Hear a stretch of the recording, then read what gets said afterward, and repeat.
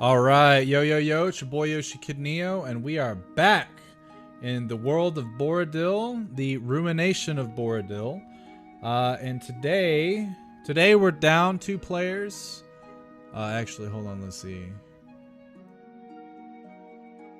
Oh yeah, I think today we're down 2 players. So Kirsten is on vacation, and Gerald forgot that we play D&D. In all honesty, we've been in hiatus for about 3 weeks. I went on a trip to Hawaii, so that's why I wasn't. That's why I wasn't playing.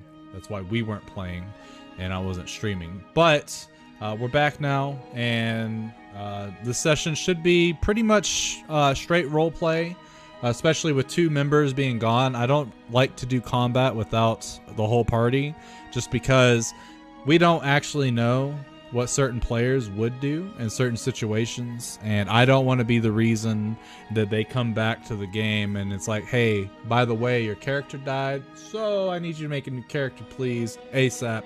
Thanks. Bye. So yeah. And I mean, they just got into a city and they're about to talk to their current arch rival, Lord Saxon. So should be a good time, and hopefully you enjoy. So let's get into it. Cool, okay. Hey, you gotta do what you gotta do. And like that, we have our first new follower.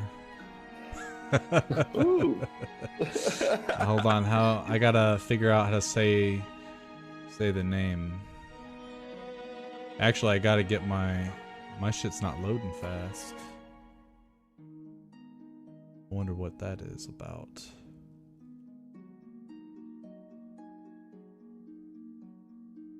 Oh god, my shoulders are hurting. Lucian or Solace, I think that's how you say your name. Appreciate the follow, my man.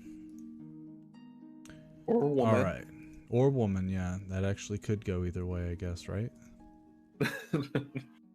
All right, so the last time we left our party, a long time ago, you guys had just made it into the city of Krayot, which is the empire, or the Thurian Empire's capital city, and the next leg of your journey in order to get to a harbor town known as Bleakbell.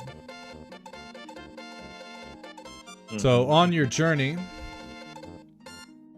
you enter the perimeter of the city, and as that's happening, as you're entering the city, there's a large gathering outside of the gates, preventing you from going any further with your cart.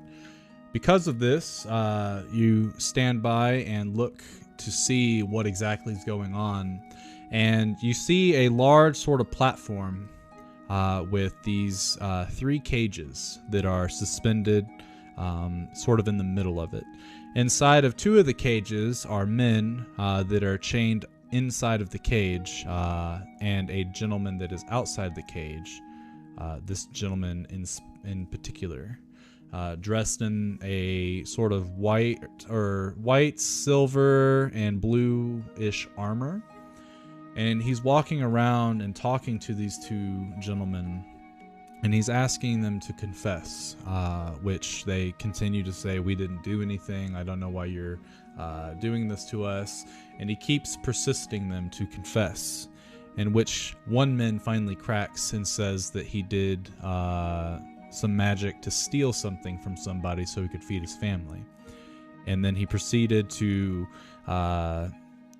essentially make 10 daggers float up and stab this man, killing him instantly. The next man didn't confess to his crimes, and he had said something along the lines of, those that don't confess have a greater chance of going to the wall of the dead. So hopefully you are at peace with your decision. And he killed him with the same knives, but he killed him rather slowly. After which he turned to the crowd and told them that if they do not wish to have the same punishment, to not practice the arcane arts in such a way that is not allowed, and to confess your sins whenever you have the chance to do so. And he ended up leaving the area and going back to or towards the front gate, which you guys had to pass him in order to get there. And he cast you a glance, and as he was looking at you all as you passed, he cracked a smile, but he didn't approach you. As you got to the gates, you were stopped by the guards, who asked if you had an invitation, which you didn't have one. But another gentleman had appeared, this guy right here, claiming to have an invitation for you all to go and see Lord Saxon Carlisle, your latest rival, antagonist, partner, friend. I don't know what you guys are calling him. So that remains to be seen by me. But he's come to lead you guys towards Lord Saxon's estate, in which the guards allow you to pass. You hit up the stables, drop off your cart and your horse, and the folks there, after hearing the name Lord Saxon, these are his guests. They begin to pamper your horse and to make very serious repairs on all of your equipment, as to not anger Lord Saxon, which is pretty neat. And you then started to follow this gentleman who introduced himself as Firo, and you guys got to Lord Saxon's estate, in which he told you that he would be waiting in a tavern, which let me go ahead and pull us to the landing page from the landing page real quick. And he told you that he would be in a tavern that's not too far away from their current location, known as the Breaking Gnome. That if you wish to speak with him afterwards, because Agent J had made a comment, that you could find him there, and he would wait there for a little while before leaving. So you guys approach the estate's door. You knock, and a gentleman opens the door, and we'll start our session right about here. Let me change the music, actually. That's not the vibe. Go with this one.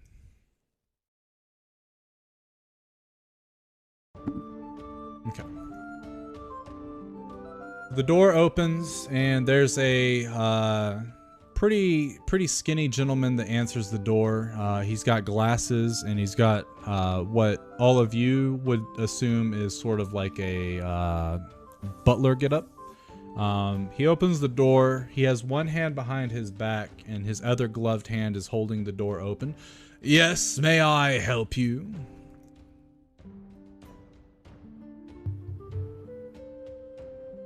We have a meeting with your boss here. Do you have an invitation for this meeting?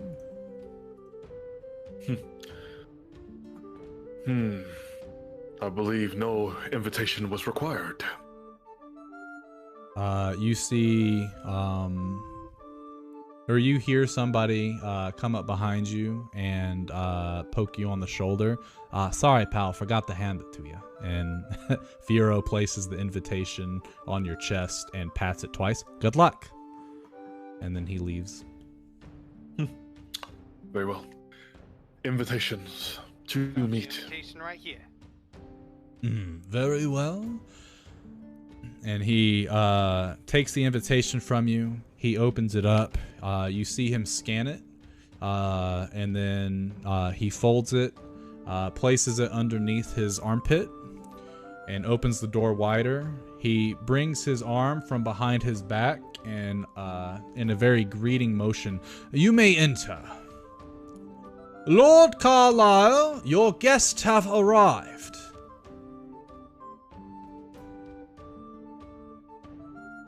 And as he says that, and you guys start to sort of pour in, the gentleman at the back who I don't believe y'all have still asked his name yet. You know his daughter's name, but you don't know his name, which is hilarious to me. But he starts to walk in, and the gentleman's, the butler gets in front of him. Sorry, but you're not on the list. Oh, please. He's with us.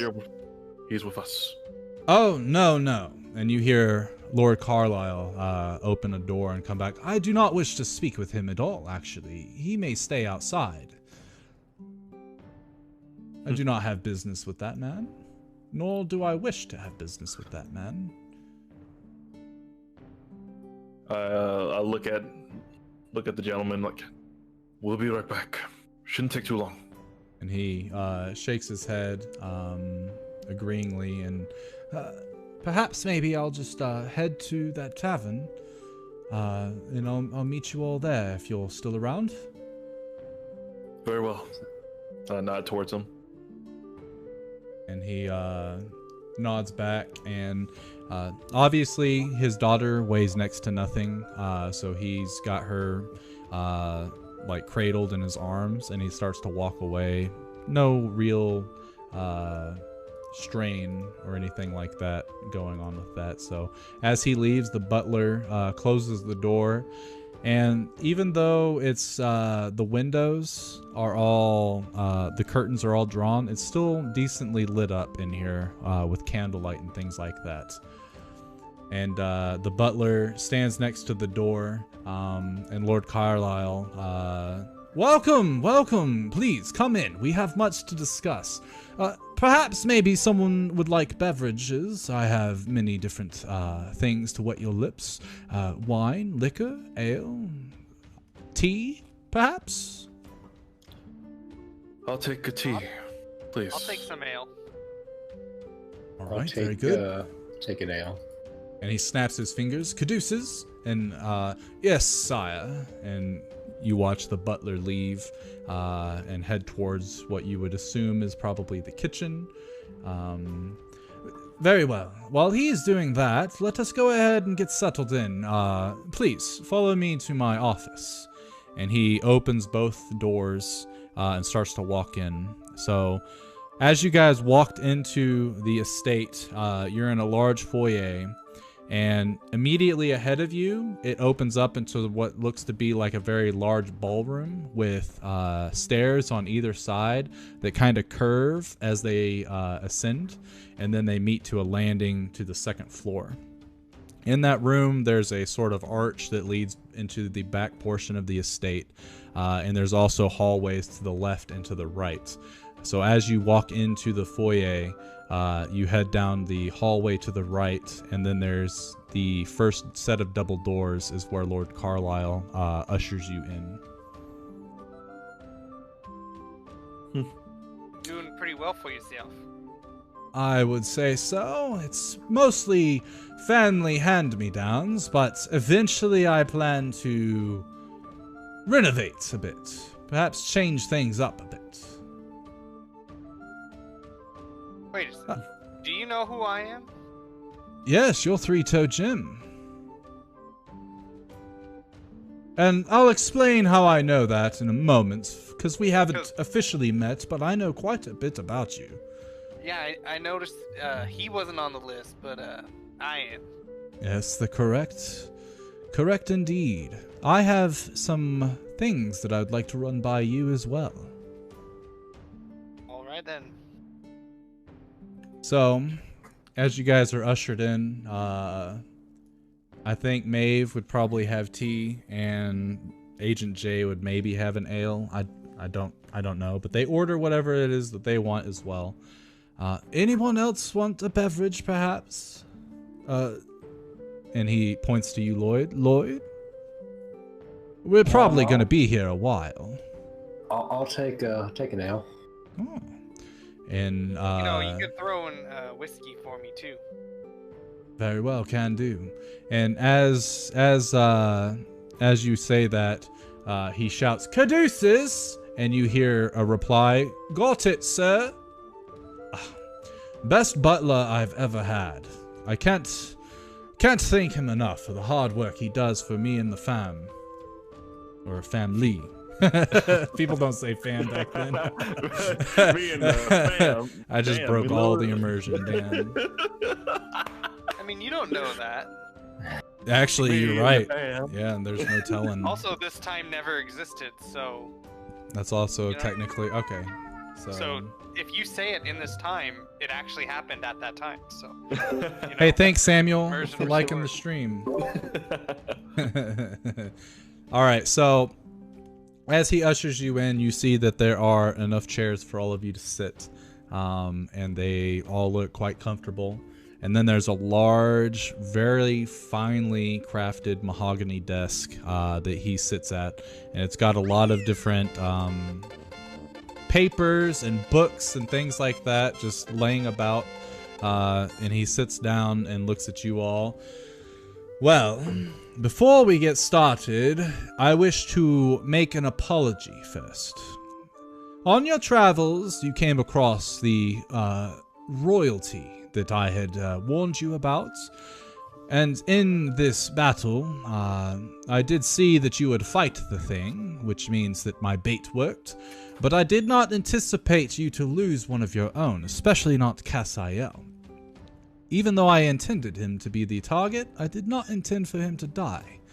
And because of that, I see now where my mistake was. I did not look too far into the future to see the outcome of said battle.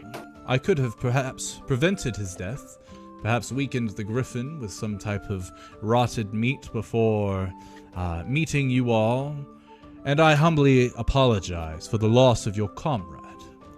I hope you do not take that too much into consideration with the offers that I have coming as we go into our discussions. Please, find it in your hearts to forgive me and perhaps give me another chance. MD Saman and Samuel, I appreciate you guys following the page. I'm, for one, sure that Cassiel understood the risk that he was taking. As an adventurer, you're bound to face death eventually. So I'm sure he understood. Yes. Is there a reason you targeted this Cassiel? Well, yes, of course, actually. So when we had first met, and I guess your new comrades didn't tell you about it, but when we had first met, this group here, and Cassiel included, all ended up killing 3 of my men.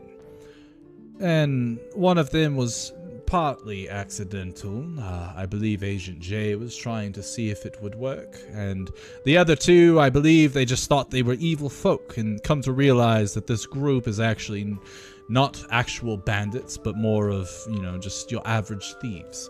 And they realized that death was too high a price. Regardless, I had threatened the group, very minor threat, that they would have to pay for those lives with on their own. And in all honesty, and he holds up his hands and kind of like that, gesture. He's like, in all honesty, I didn't actually intend to go through with the death. I merely meant it as a threat, to see what was going on with them, to see how they would react to it, as well as to give Cassiel that little bit of an edge that he needed to get through what it is he was going through. You see here, Three-Toed Jim, I have been granted the gift of foresight.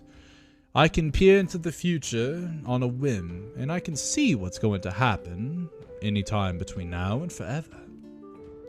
And it's this group that I was, I guess you could say, sleuthing on. And I had seen that Cassiel was looking to somehow gain acceptance into the upper planes, but he didn't know exactly what he needed to do. So, being the generous man that I am, I decided I would help him. I would be the villain that he needed in order to be accepted into the upper planes by his archangel of judgment. I would be the villain that he would defeat at some point in the future, so that he could say that he had slew evil. And I would do this from the kindness of my heart. And he puts both hands over his heart. And you can see, like, he closes his eyes, and you can see that he's really passionate about this thought process that he had. The threat was very, very hollow. I did not actually mean to kill anybody. Perhaps maybe think they were gonna die. Yes, of course. Otherwise, they might have seen right through my ruse.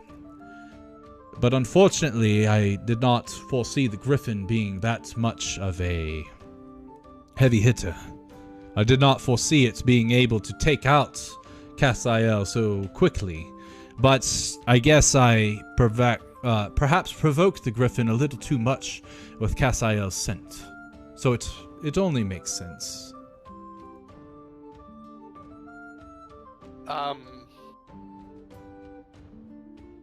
Three-toed Jim is just kind of sitting there, like, trying to take in this guy's character. Like, you know, like those faces you make when you're thinking.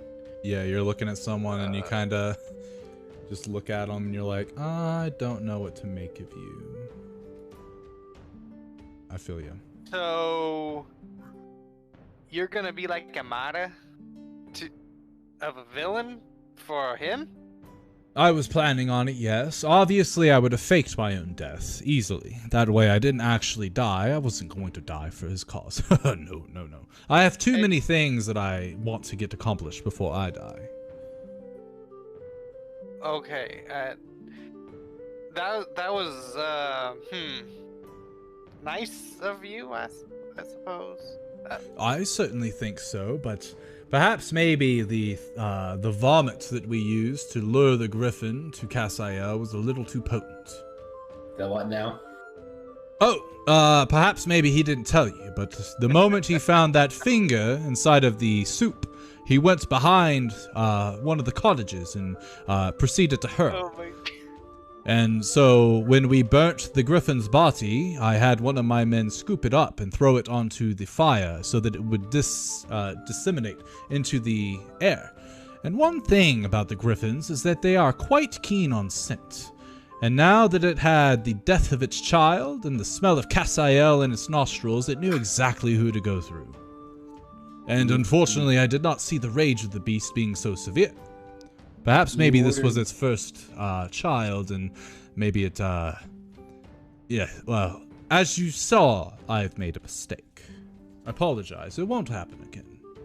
I'm just sort of stuck on the fact that you got your men to pick up vomit.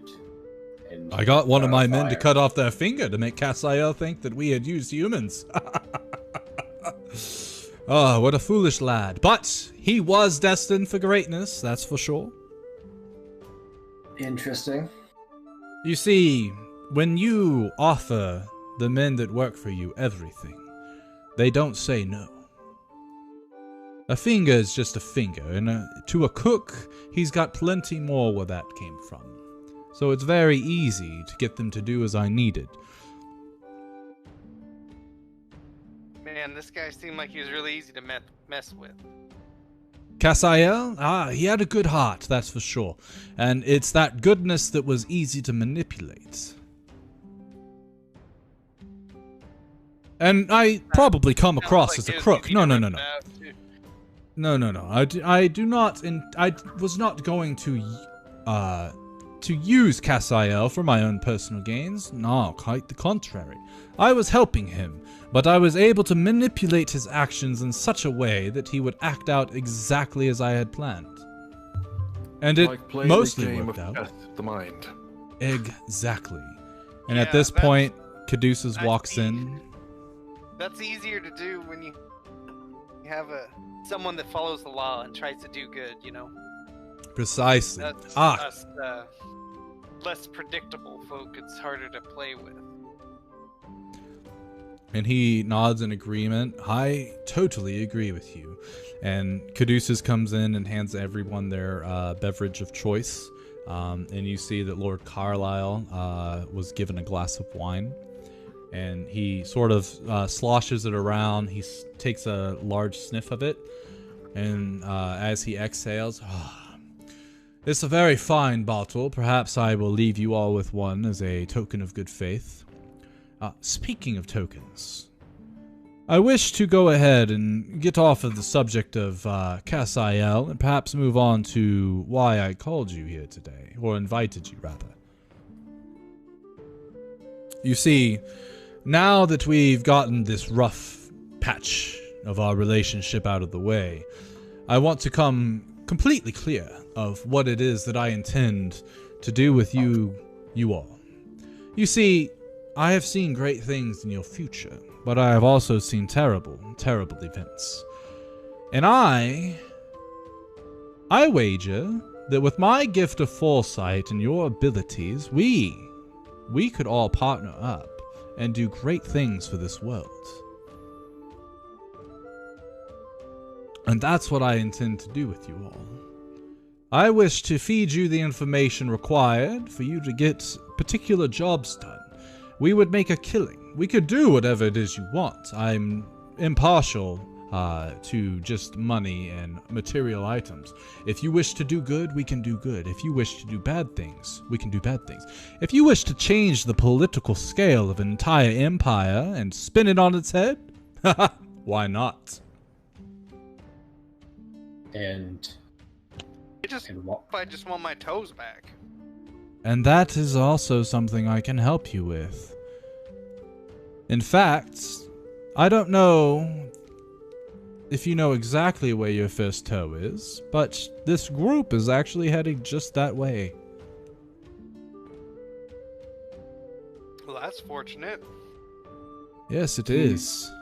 You've spoken about all these grandiose things, but I'm still confused at your angle of all this. Why you want to be involved and what? As what I exactly? told you at the bandit camp many days ago, I'm trying to make my own name for myself. I do not want to be Saxon Carlisle no longer. I wish to take on a new noble house, create a new family, and have my own achievements under my own belt. My family set me up to look like a buffoon. But they didn't know what I had up my sleeve. They never did, and they never will. So eventually, as he takes a sip of his wine and swallows it, eventually the Carlisle name will be nothing more than a tombstone. Maybe a monolith. I don't exactly know what they deserve just yet. But eventually, Saxon Garrett will be the talk of the Empire. And I will be honest, I need you all in order to make that happen.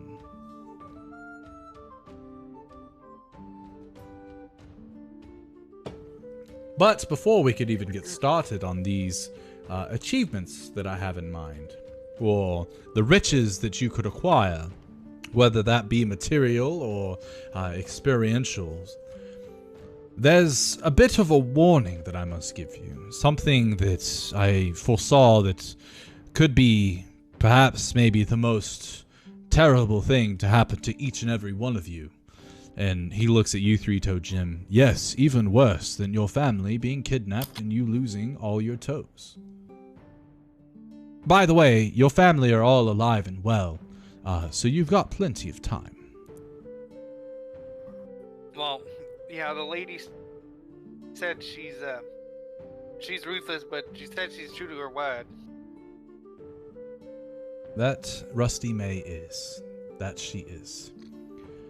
Now, the imminent danger that you all face does not actually happen to be in Bleakbell, and it doesn't happen to be a large griffin. No. Did you see a man as you were coming into town, I believe, and he takes a stopwatch or a little watch, pocket watch. He takes a pocket watch out of his coat and looks at it. Yes, the moment you arrived should have been the time of public confession. Did you see a man standing up there in this blue silvery armor? Oh, the guy that is condemning people to death, essentially, for feeding themselves? Ah, yes, that gentleman, in fact, is named Gower. And he is one of the High Inquisitors of the Abbey of Faithful Followers. They are the top church, I believe, in the city. They hold the most power, and they also deal with most of the eradication of the arcane arts throughout the town, as well as the empire, if it comes to it. Now, what I saw was that Gower has taken an interest to you. Somehow he knows all about your arcane abilities. And he's looking at you specifically, Lloyd, but then he cast a glance to Dr. Thorpe. He understands somewhat where you get your powers from. And he looks at Trina as well as you. And then he looks to Dr. J, and you just frighten him. Or did I call him Dr. J? Agent J. Dr. J. Oh man, he's a basketball player now. I know, right? No, he looks at Agent J. Play? And you, being from another completely different world, has him very ruffled. Okay, well, do you have any plans for this individual? The only thing that I know is that he is absolutely ruthless in trying to root out the arcane and to snuff it in its tracks. So, if he ends up getting too much of a sniff on what it is that you all are capable of, and he decides he will come after you, it will result in a it's you or him sort of mentality. As of circumventing it, I'm not exactly sure what it is that you could do. You see, I've been flying under Gower's radar for quite some time, but every now and then he does get the urge to come and find me out and try to rid me of my arcane abilities. And that's usually when I leave for the bandit camp for an extended holiday. But no, I feel that he's more threatened by a group of arcane users. And he looks to you three, Tojim, as well as their accompanied barbarian. I was gonna say, I ain't doing no magic. And so Gower, those that don't do magic but aid those that do, are just as bad. He's a ruthless individual, honestly. It's very strange that he uses the word of his goddess to do these horrific things. And he takes another sip of his wine, and as he sets it down, he puts his hands sort of in front of him with all his fingertips touching, and he starts to like sort of bounce them off of each other. I don't exactly know what type of advice to give you in order to avoid the gaze of Gower, but what I can tell you is that futures that I see are not permanent. You do not have to die from the hands of Gower. If you were to take action, perhaps you wouldn't have to. And what would that action be? It's up to you. I don't know exactly what you would intend to do. I don't know exactly how to prevent the future from happening. I only get so much information from what limited time I have in my sight. But the knowledge should be able to at least help change the events of the future slightly, if not completely. And he kind of shrugs. I don't know. That's the thing about the future. It's not set in stone. It's quite fun, actually. Although it is very frustrating at times, too. Okay, so keep on the lookout for our friend Garrow, right? And then what? Deal with him? Yes, deal with him if it comes to it, or perhaps before it even comes to it, deal with him. I don't exactly know. Usually, silencing someone does end up changing the future quite a bit. Okay, but you said he's the most influential Inquisitor in the area? Correct. He is one of the High Inquisitors, which means that everyone knows who Gower is. If he were to go missing, people would start asking questions, but perhaps maybe they don't know where to start. And that would give you enough time, perhaps, maybe, to leave.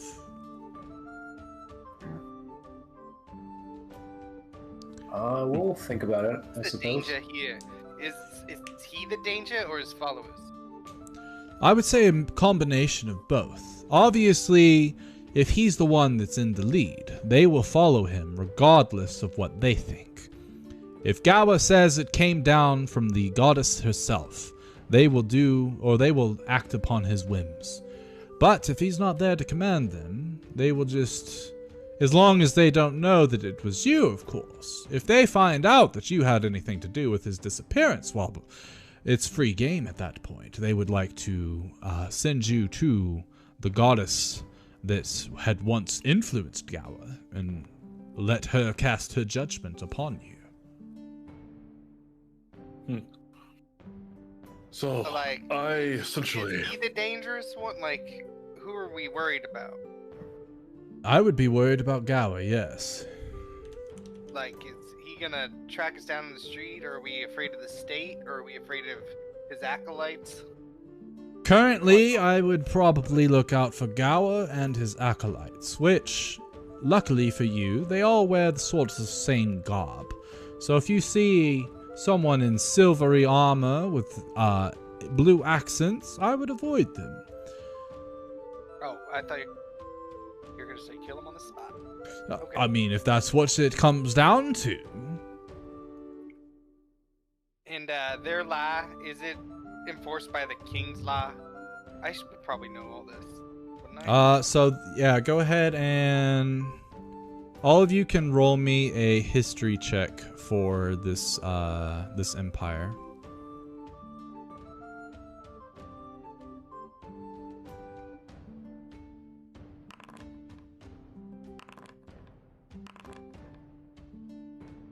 And then I'll roll for Trina and Agent J.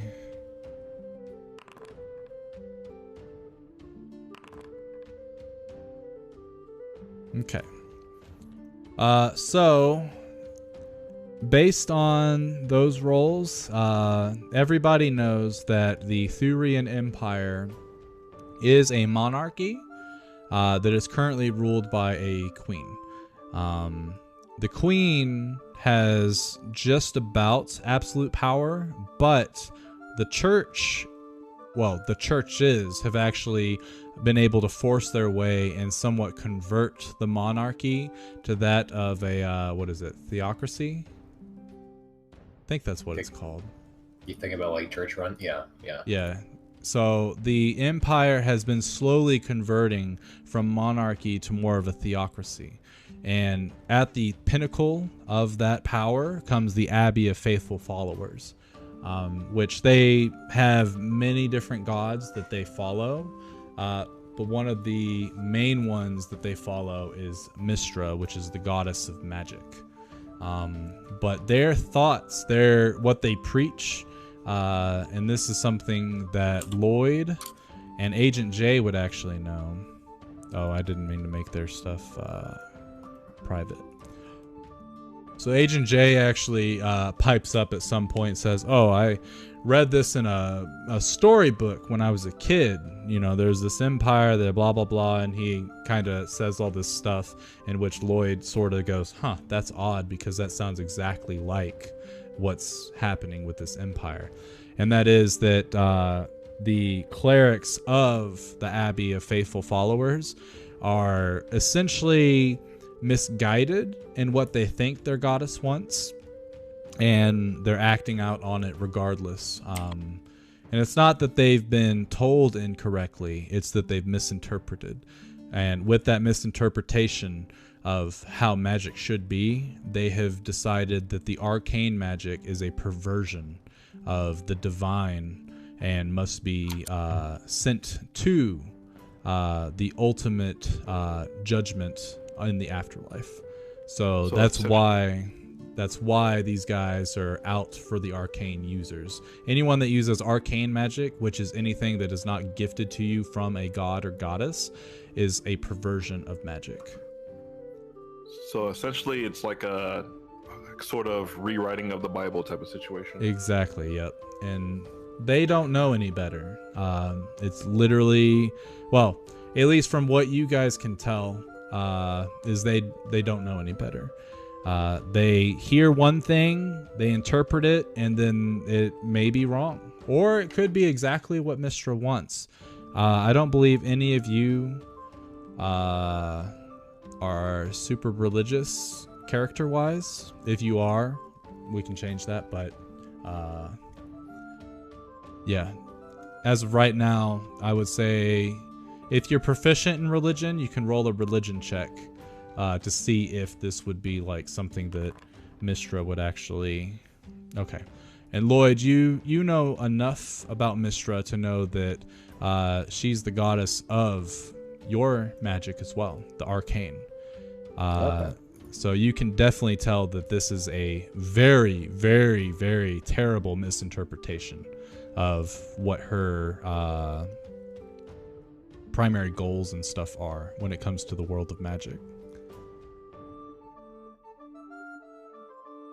But yes, they have started to convert the empire to be that of a theocracy, where the church, those followers of Mistra herself, are somewhat in charge, but they are more or less not the face of the empire. That will remain with the monarchy, with the queen. So, you knew that this town, or this city, I guess, is full of magic-hating folks, and you brought us here? No, Just to you tell brought us that? yourself, actually. I just told you where you needed to go. You did not have to come, but you want your stone from the sky, do you not? Yeah. Yes, and unfortunately, this is one of the many routes that you will probably have to go through to get the things that you're looking for in your life. But I can guarantee you that when you come out on the other side, you will be better for it. Okay. I guess we wouldn't be much use to you dead, so I guess you suspect we'll be able to make it through this. Oh yes, and like I said, the sooner you deal with the issue, the sooner you don't have to worry about it. And So, to be perfectly clear, I do not intend to have my face anywhere near whatever it is that you do in order to change Gower's mind. Or perhaps erase it. I don't know. But I will feed you the information required to try to give you an upper hand. But other than that, hands off from me. I could not simply afford it. It would tarnish my name. I mean, I don't think we expected anything else, but okay. Perfect. Your support from the sidelines will be of some use, I guess. Very good, very good. Well, then on to other things, I guess. Three-toed gin. Do you even know what it is that you did to that woman to make her so angry? Oh, sorry, my mic was muted. Oh, you're good. I was asking a question. Oh, were you? Before you even started speaking. Oh, again. in that case, yeah, you do your thing first. I was gonna say, so where does your gift come from? Is that... Were you like gifted with it or study? Like... No, yes, I was born with it, and it took me quite a while to figure out how to control it and what it even meant, because, you know, have you ever felt deja vu? And yeah. I would say, yeah, everyone has felt deja vu. Well, Yeah. it's almost like that, but it's clarity. It shows me things, and now that I know how to manipulate it, I can actually very easily look into the future. And he closes his eyes. Oh dear, that's not good at all. Well, the next few hours should be quite interesting. And he opens his eyes. Do you all plan to head to the Breaking Gnome after this? That is where we are meeting up with people, yes. Only place we know of in this town, so... Well, you'll have some wonderful guests there, I can assure you. Wonderful being the operative word, I'm guessing. Correct. Oh boy. But unfortunately for you as well, it seems that he's talking to your companion, who I believe has no idea anything about this empire, as he is from the trade cities. And they don't much keep up with the theologies and things of Mistra and other religions. Okay.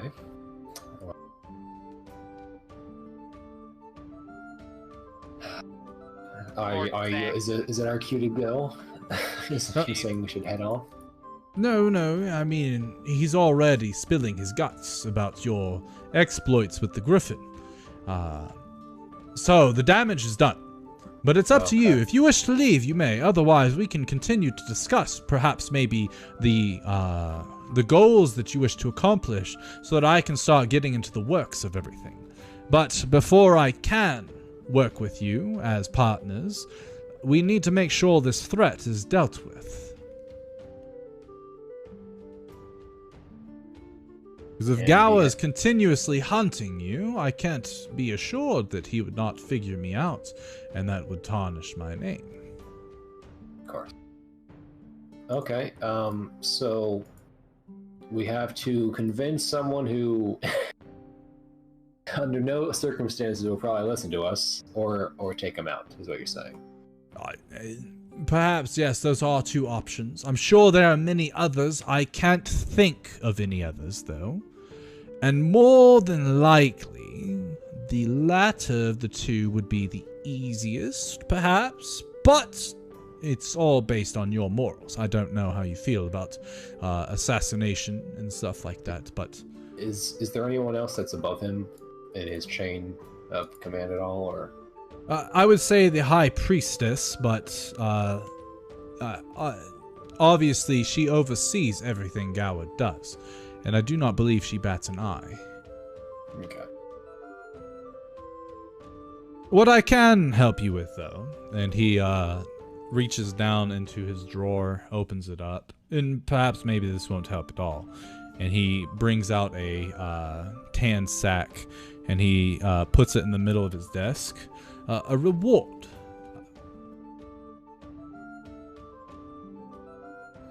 I go and grab it and open it up. You see inside 10 platinum pieces and 50 gold pieces. And this is to help us on our way? Yes, exactly, yes. I look to everyone else. What do you all think of this? It's like a lot of money to move, man. Is there much a choice to think of anything at this point? We are enemies of the state, as I was saying. Not just yet, but here in the next one, now you are. As he looks at his watch. Okay, well, I was wondering how long we were going to be okay. At least in terms of Gower. Obviously, he's still at the tavern, and I don't believe that his comrades have been able to get the information out to the proper channels. Then it is best that we keep moving to our location that we were headed to in the first place. Bleakbell, was it? Hold on. I think no one knows. Well, I guess. Do you think you would tell them where we are? Are we safe here, Lord Carlisle? In my humble abode, I would say so, yes. They do not have any reason to barge into my property. Nor would they want to go against one of the Council of Noble members. Not without good proof. Okay. Because I want to know what you know about me. Oh, yes, of course. Now, I mean, the things I know is that, yes, you're missing 7 of your toes. That's why you're called Three-Toed Jim. You angered Rusty May down in the near the Dead Plains, although that's not where you angered her, that's just where she resides. Your family has been kidnapped, and she has actually gone ahead and taken them into various locations so that they're not all in one easily found place. And one of them, I would never want to go there. She has hidden your toes, which they're actually quite preserved from what I could see, but I'm not able to tell the exact location because of the lead involved. Yes. Pesky lead. But I know the general regions, and it seems that you'll probably have to go just about everywhere across the country, including the little island to the southwest of here.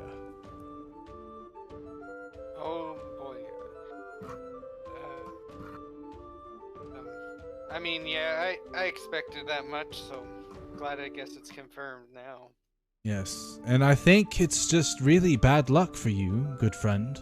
You see, Rusty May absolutely hates halflings, and her last plaything had just died mere moments before you ran into her on the road, so she took you as her new plaything.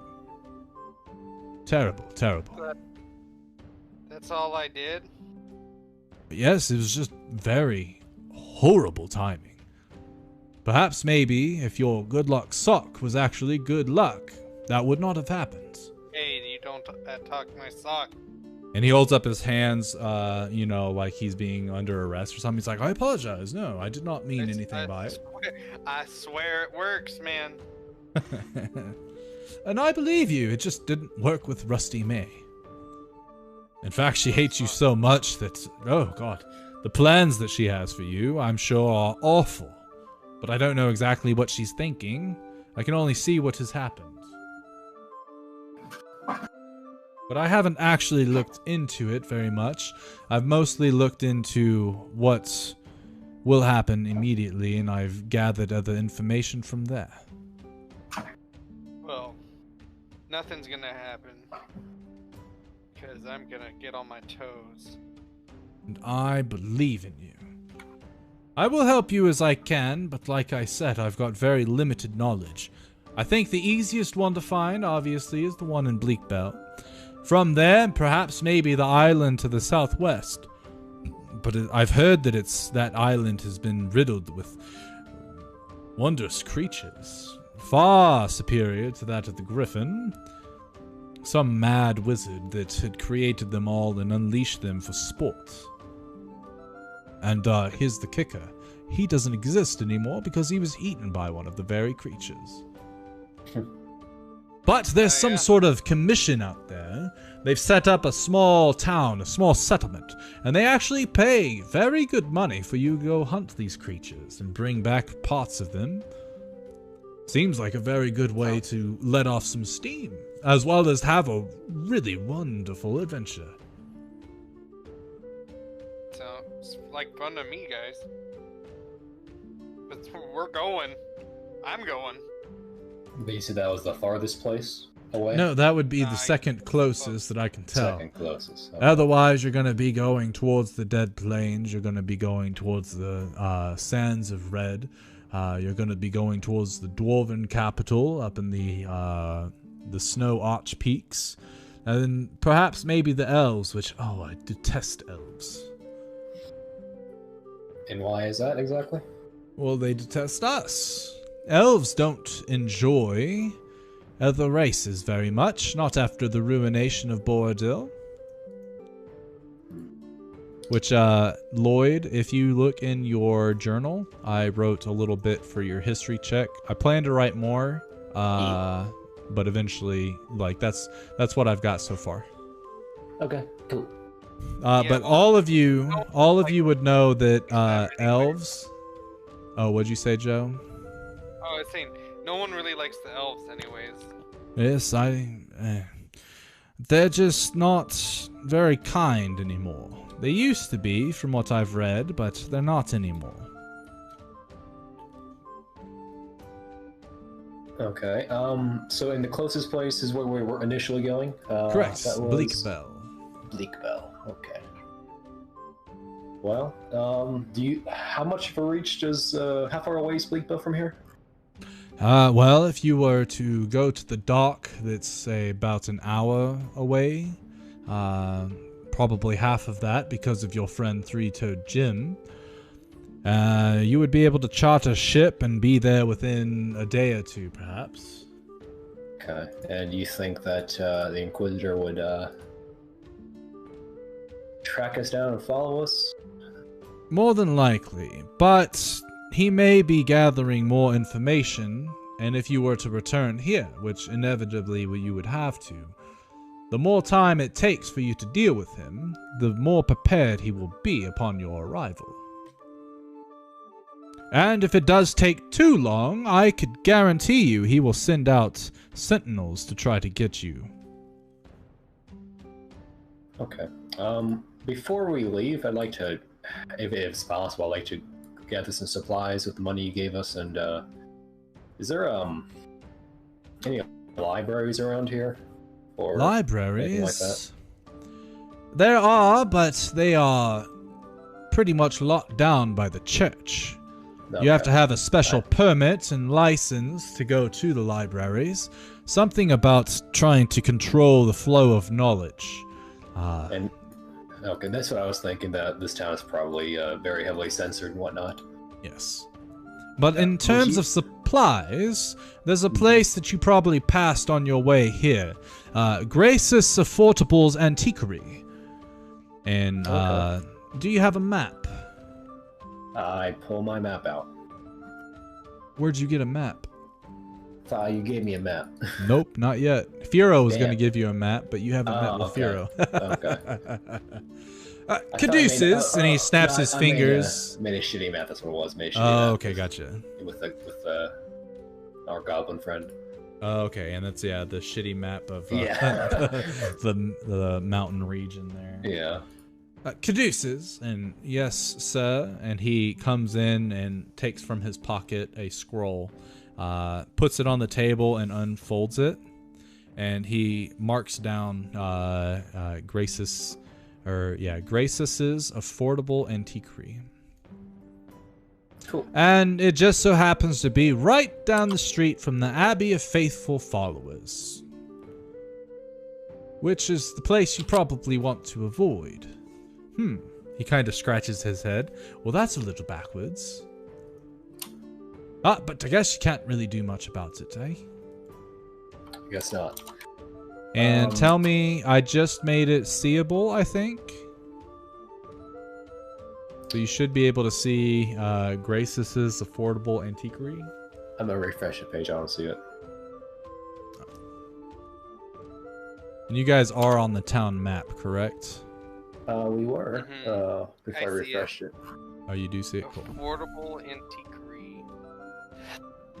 I see a town map, but I don't see any names. It should be like it's a little symbol with coins. Hover over. Yeah, I see now. What happens when you double click on it? Does it actually show like all the items and stuff, or does it show anything? Or does it even let you? Yeah, I don't see anything. Okay, that's good. That's what I want. Excellent. Yes, head there. You should be able to get some materials and things that you need. As you could probably guess, there probably are 0 magic items for sale.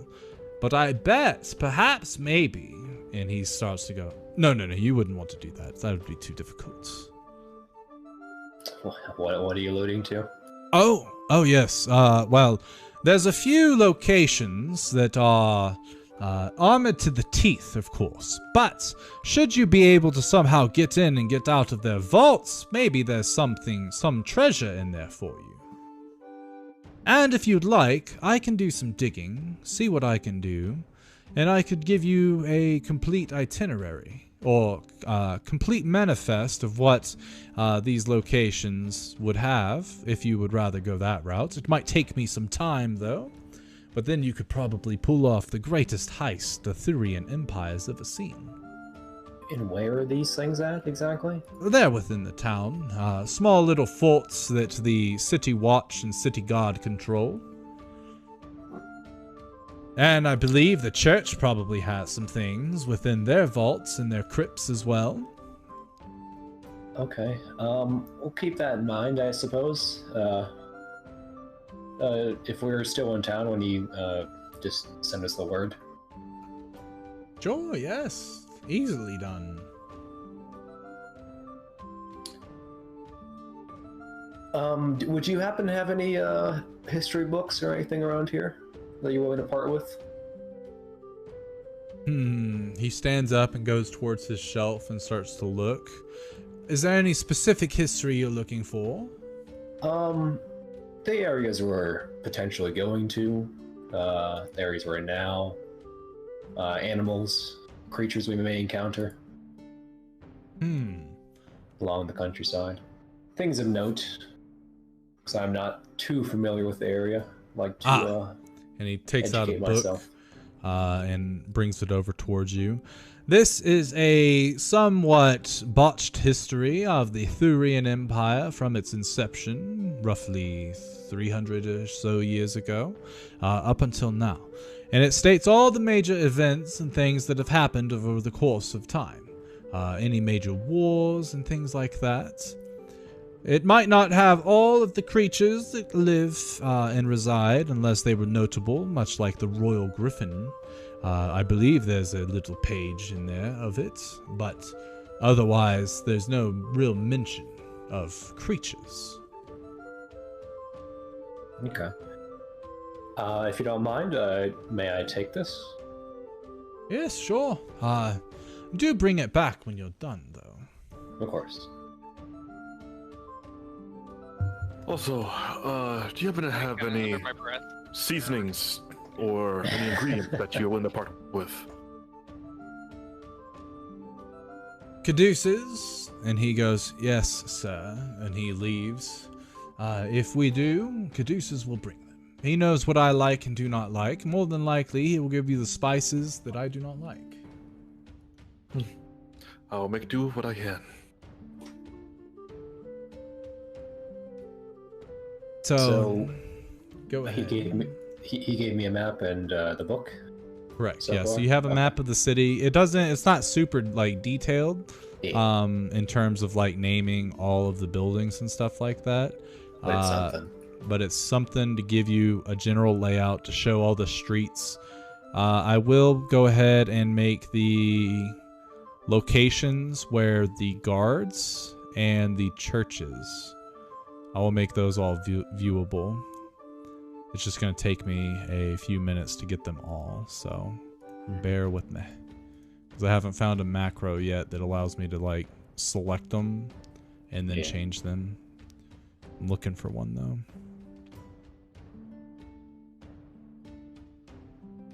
And Caduceus comes back and he brings you a small bag of various spices.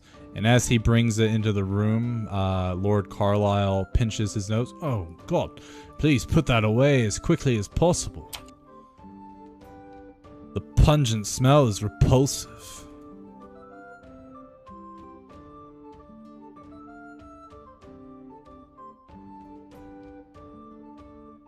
But yeah, you can just add to your sheet just various spices and herbs. Here you go. Perfection. Yes, I like this. These spices. I needed them. That's not how he sounds. I was about to say, what the hell? Talk about a change. Probably for the worse. That's some ginseng yes, shit right there.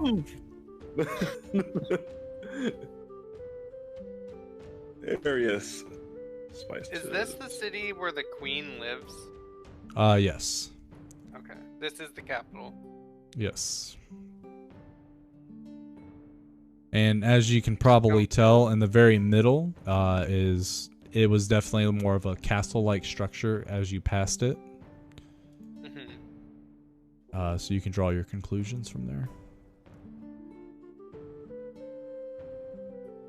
Alright, well, I don't have much else for you currently, but I do hope to see you soon and in good graces.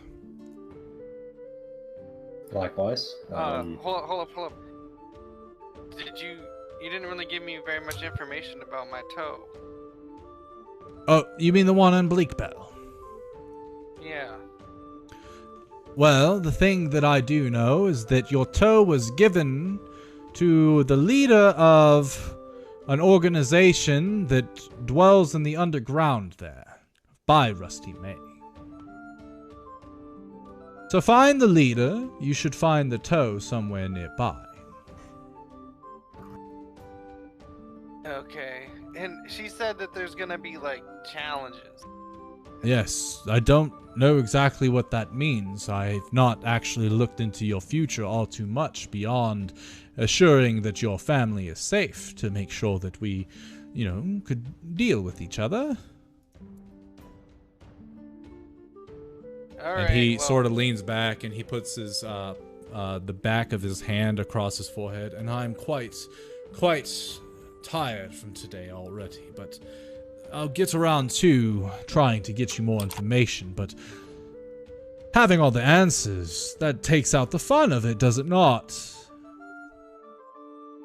yeah. One- Nothing like a bit of sport Exactly. when your whole life is being tortured. Oh, well, that wasn't exactly what I was going for. Yes. You know, doing the sporty part of it's all that matters. Anyways, thanks. One more thing. How do we contact you again? You can either find me here within my chambers, or if I'm not home, Caduceus would be able to give me a message. Will be Otherwise, I do, unless you have the spell yourself. That would be the most proper. At the moment, I do. Appreciate the follow, Nelson. I'll look Hope you into it. enjoy the content. So he will let us in next time, or pass on a message to you, even if we don't have a quote-unquote invitation. Yes, I will make sure it reaches Lord Saxon. See, you have his word. Not to mention, Okay. I've told him to do so. Okay. Well, appreciate it.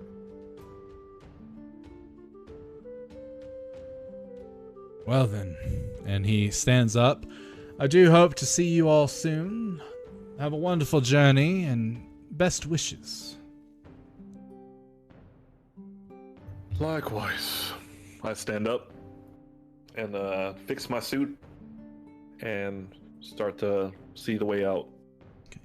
And, oh, one more thing. When you chartered that ship, avoid throwing the loaf of bread off of the side of the deck, would you? Or perhaps do it. Your choice. Okay. Question mark? Hey, you'll read it in the book, maybe. I'm sure it's Okay. mentioned in there somewhere. Or Thanks for perhaps the not, advice. and maybe you could write it yourself. You would just have to see what happens, of course. No particular reason. Then you see him cast a smile. Oh, well, thank you. We'll keep that in mind. Don't throw bread off. I write that in my journal. Don't throw bread off a boat. And Thorpe shifts his eyes downwards as if he's thinking, and then looks back at him, and then keeps walking. Okay.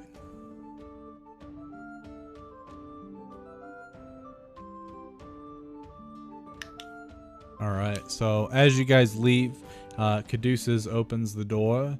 It was a pleasure, and we will see you Likewise. shortly. Have a wonderful evening. And as he says evening, he begins to close the door.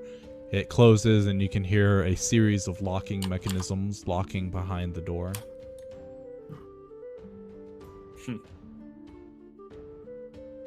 Well then. I assume we need to leave as soon as we can. What about the old man in the tavern and his daughter? Do we care? Hmm. Or As bad as I feel about their situation, You're is out of thinking our not care. control. Oh boy. Yeah, I was thinking that too, unfortunately. And what about It is you, Lara? unfortunate. But as confident as I am about his abilities to foresee, I don't want to take any risks. And to think the old man sold us out? I mean, actually, I don't think it's that out of the realm of possibility. I don't think Indeed. he sold it out. No, I wouldn't say sold us out, but I mean, if a large group of scary-looking inquisitors came up to you, I'd imagine anyone would do the same, really, in his position. Especially, He's not gonna die or risk being jailed. Well, I don't know. If He he did didn't say. know it was bad, you know. Well, he did say that magic users, the people that are helping them, aiding them, are viewed as just as bad. So maybe. and maybe, just maybe, they held over his head that, yes, there just may be a possibility to save his daughter. If he were to tell them about who he's traveling with. Yeah. I don't blame the guy. No. Indeed. But he is on his own from here on out. We got him to a location that he needed to be at. Now it's on him. We have other business. Well, yeah. What do you guys want to do? Well, we could leave immediately, or we could grab some supplies and then leave immediately. I like that option better. Supplies? Yeah, get some supplies and get out of here. Because we don't know how long we'll be on the road for. And What then, supplies do you need? I mean, we have. I'm assuming someone. I guess I'll have the sack of money or something, and I jingle it. We have this, Correct. so maybe we get some horses because we only have one. And we Right. won't move fast without more. Maybe some other amenities. What's and going shit. on, Noob Junior? Items. This is D&D that I We was need telling to you go get about. our wagon. That might be Yeah, that neat. too. Wednesday is D&D I can day. retrieve the wagon. Well, better yet, can one of you retrieve the wagon? I can go and buy a horse. If there is a Yeah. location otherwise to buy one. I'll go get the wagon and Seymour. Okay. From what you remember, Dr. Thorpe, is that the stables, that's probably where all the horses are kept.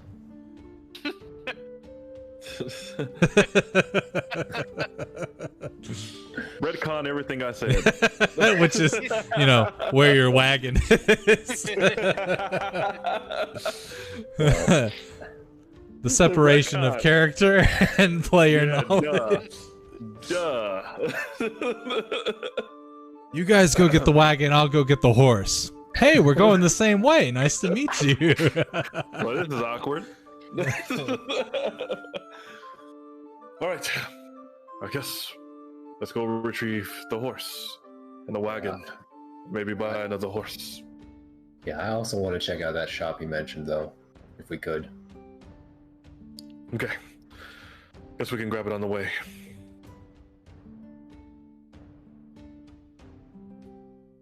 I guess we head towards the wagon.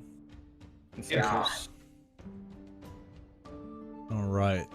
So you guys start to walk, and the little D&D symbol that I've got on there, the red one, that is the essentially the party's location at all times, so that you know exactly kind of where you guys are. Are you guys able to move it too, or did it just move on its own? The little D&D symbol? I can't move that now. Okay. It must have just corrected for some reason. We need churches. Oh yeah, that's weird. It moves on its own after I place it. Might be the grid or something. So you guys begin walking through the city streets and things like that.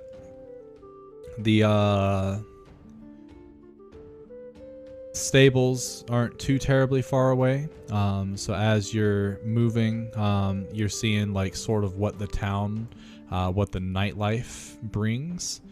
And so far you can see that a lot of people, as you pass some of these locations, you can see that some of the shops are starting to close up, and you can see people are starting to change their clothing almost on the spot. They brought some sort of like garb with them. Some of them are wearing the sort of silver and blue coloration. Some of them wear red, some of them wear yellow, some of them wear black. And then they start to go towards the locations that you see on the map that were marked for the different churches and things like that. So you can see that they're all starting to head towards whatever place of worship it is that they go to at this time. And before you get to the stables, actually, you stop by Gracis's affordable antiquary. And as you're walking up to the door, you see a gentleman inside with a long red beard. He seems to be kind of portly, and he's also a little short. But you can see that he looks to be tidying things up. And as he's starting to walk over towards the door, you guys walk in. Oi! We're starting to close up. Almost time for communion. Oh yes, we just got into town actually, and we got in late. We just wanted to check if we could buy some things real fast. Oh, yeah, certainly. We're not staying very long, so if you want our money, now's probably the only time. Course, yes, always. Business is always appreciated. I could actually use this to bring to the offering. And he, let's see, this should work. Let me bring you guys here. You should be able to double click on his token and see all the items that he does have available. If there's not something on there that you want, you can ask and see if perhaps he knows a place or something like that. How does this work? Am I just not seeing it? Yeah, it's not. You don't see it at all? I'm clicking on, nothing's happening. Oh, there it goes. There it goes. Okay. Post to click on. There we go. At the close. Okay, gotcha. Now so you can, if you look at it, so I haven't figured out how to change like the mass quantity of everything. But you should be able to like click on either the money symbol or the stack of coins symbol, and it should buy it and put it, I believe it puts it directly on your character sheet, but I'm not 100% sure. I'm still testing this module. But this is what he has available that you can see as you're browsing the wares. Could I start trying? Can I test something out, Brady? Yeah, go for it. Let's try like a map or scroll case.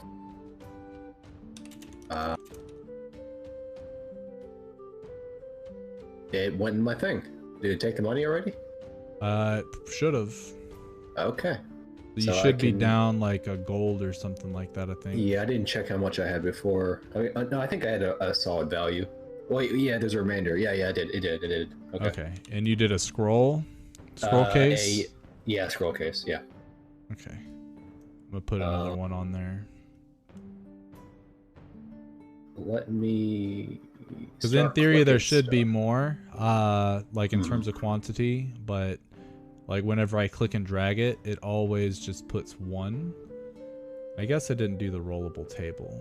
That's probably what my issue was. Every time you click something, it resets the view. With other people, yeah. Okay, I clicked out of it, so I'm not on there anymore. Do we share the view, or is it only just with you and us? Like, do we share it with each other, or just you? Yeah, everything you see on there is seeable by all of you. And yeah, I guess you share it with me, but I don't know if you share it with each other. So I'm scrolling down to the bottom now. Do you guys see that or no? No, but I think if you click on something, it messes it up. Okay. So that's I'm probably gonna put in a little trouble ticket on the GitHub for that project then, and let them know that that's happening. They might already know, but cool. It actually shows in the chat what you bought. Mm-hmm. Why is a spyglass Yes, I remember this. worth 1,000 gold? Yeah, it's a big item.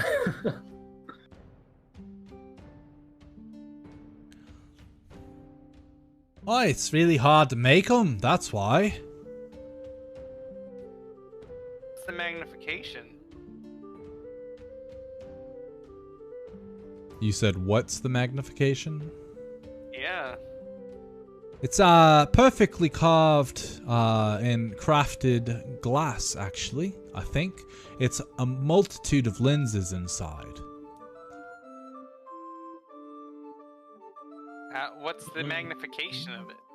Oh, what's the magnification? I believe it allows you to see almost 5-10 times what you can normally see distance-wise. So you'd be able to see pretty vividly for maybe a mile or so, maybe a few. That's a good question. I just ain't got the coin for you. Oh, magnified at I twice don't their have- size. I ain't got the dollars. And that's fine, not many folks do, that's why I've only got one of them. So if you end up getting the coin and wanting to make the purchase...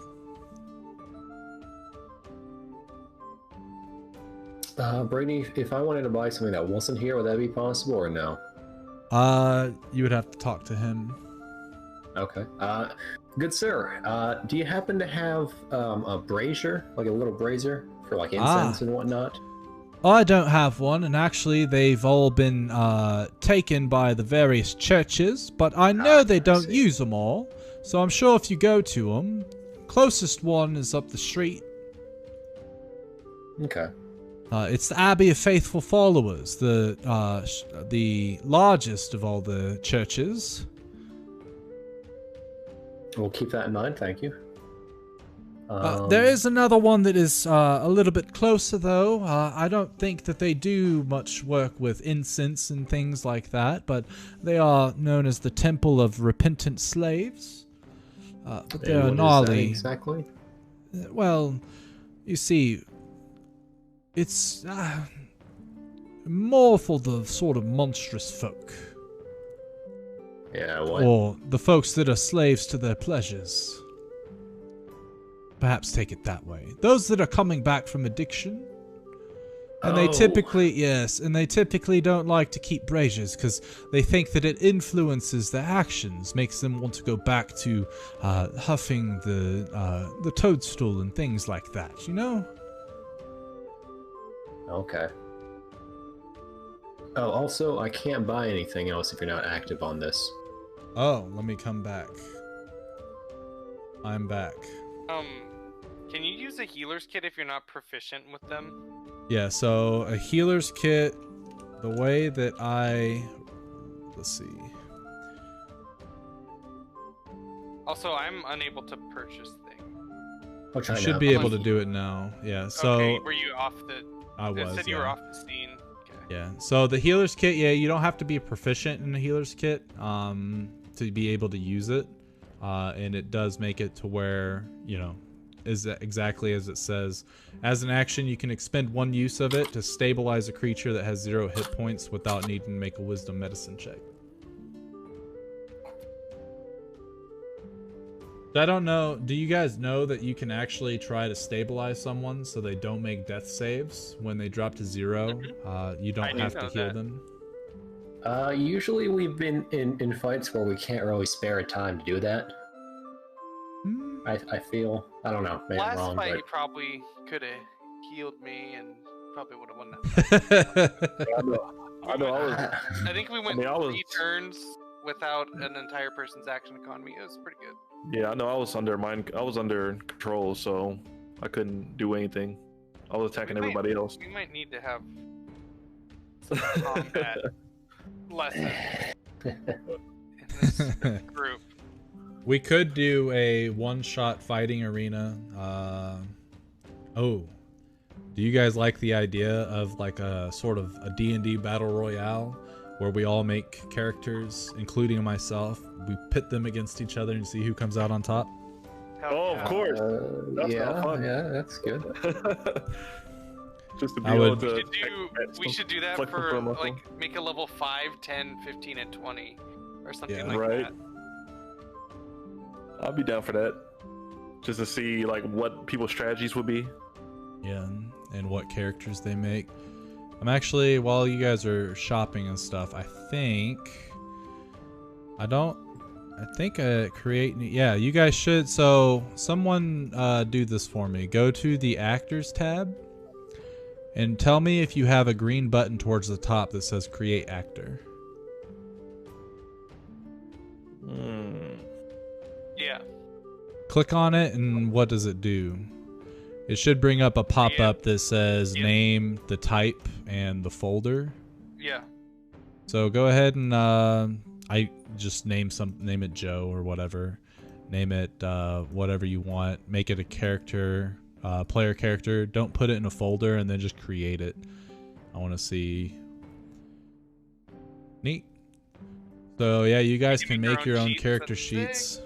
So I'm gonna make a. I'm gonna actually change the player pets folder and name it just player other, and you guys, and then I'll put in their other characters, and you guys can put all of the characters that you want to create in that folder, and it should give you permissions straight out the gate. You can actually use your character there, or your new character sheet that you just made, right, Joe? Can I use it? Yeah, are you able to like click it and like modify it and stuff like that? Yeah. Hey, thanks for the follow, Irene. Yes, sir. Neat. Well, that's perfect. Can anyone else see? Actually, you know what? I can look at the permissions. Nope. It only shows it to Joe when he creates it. That's tight. So yeah, now you guys can make as many characters as you please. Just try to put them in that other characters folder so that, you know, they're not cluttered all over my the way I've got my folders set up. Yeah, you guys can make characters in there if you wish, and yeah, that should be fun. Give you something to do, make up all your backup characters and stuff like that if you wish, Right. if you're bored one day, you know. Yeah, saying whenever I try to do this, I'm trying to put in players extra. Maybe I have to give you permission to that folder. Yeah, is that required field name not present for actor? All right, try it now. I just gave you guys observer, so it should allow you. Require field name not present in actor. The mess. Do I need So to is put it everything somewhere we're else? buying from this guy like in antique hand tags, the hand antique? Like everything's totally normal, but it's all antique. Yeah, it's kind of like oldish stuff, but not. It's not stupid old. Like, you can tell that some of it's weathered, some of it's probably used, actually. All entities within this. Can I ask him something, Brady? Good sir, would you happen to have any books lying around on history or anything like that? Any animals in the area? No, those have all been confiscated by the various churches, so if you wish to purchase any books or anything of that, I would go to the nearest temple, more than likely the abbey, to the north road. Okay. Yeah, I'd love to stream on Saturdays, Do you have but anything else? I don't have the time. In the I front. spend those yet for days sale? with my wife, and we do stuff because she works normally during the week and we don't see each other. Sorry, say that one more time, Jeff. Would you happen to have anything else out? No, not out in front, but anything in the back for sale? Anything special? Nothing really special, but I've got different various, I guess, gear that you could probably use in the wilderness, but not many folks around town use it, so I have it back in, just in case. Anything particular you're looking for? Oh, just mainly, I don't know, anything. This is an antique shop, so anything out of the ordinary. He rubs his chin. Let me go see. I think I might have something in mind. Okay. And he heads towards the back, and you can hear him rummaging through some stuff. And when he does come back, he's got this jar. He brings the jar out, he puts it down, and as he puts it down, you can see this sort of floating orb that's sitting in there, and eventually, like, it's buoyant, and it kind of bounces up and down, and you can see that it is an eyeball. What is this? I don't rightfully know, but some old lady came and sold it to me. She needed some extra funds, and I felt bad for the old broad.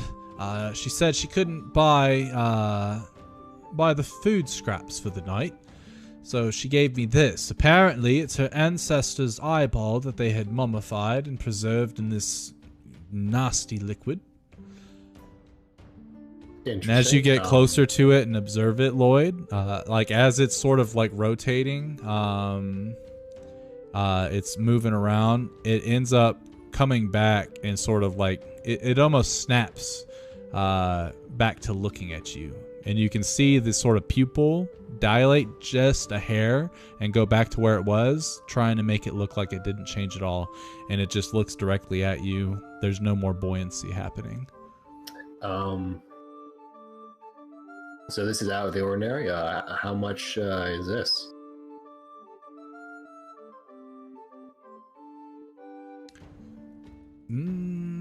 I could let it go for the price that I purchased it, I guess, which was 5 gold. Sure. I'll take it. Oh, well, there you go. So you can put in your inventory mummified. I just took out the 5 gold. Okay, cool. Yeah, deduct the 5 gold and put mummified eyeball. Oh shit, I ain't clipped that. Is that a component? Is that what this is all about? I think. Okay.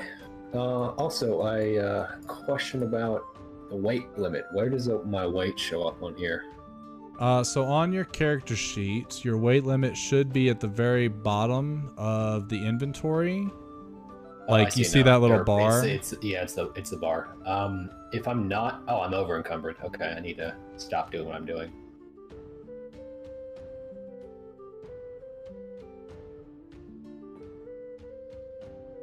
Or is this not right? That probably is. Yeah, it should be correct. It's based on your strength score, how much you can carry. And then because I took everything from a compendium, all the item weights are actually correct. Trina does have that bag of holding, which she offers to hold stuff in. I will put some stuff in there if that's okay. Okay. Let me open up her bag of holding. So I don't think she would mind at all. Okay. So you just tell me what items and I'll click and drag them over. The pittons at the top. That's the biggest weight I can see so far. Okay, let me get that. Where are they under loot? Consumables. Consumables, there they are. Boom. Right. Then. Oh yeah, you're. Yeah, I just noticed this. That's funny. The miner's pick. Miner's pick. Is there a search? There is search function. Beautiful. It doesn't fucking Oh yeah, I probably should work. tell you where it's at. Yeah, that's under loot. The miner's pick. It's near 3. It's like a little past halfway down. Okay, I see it.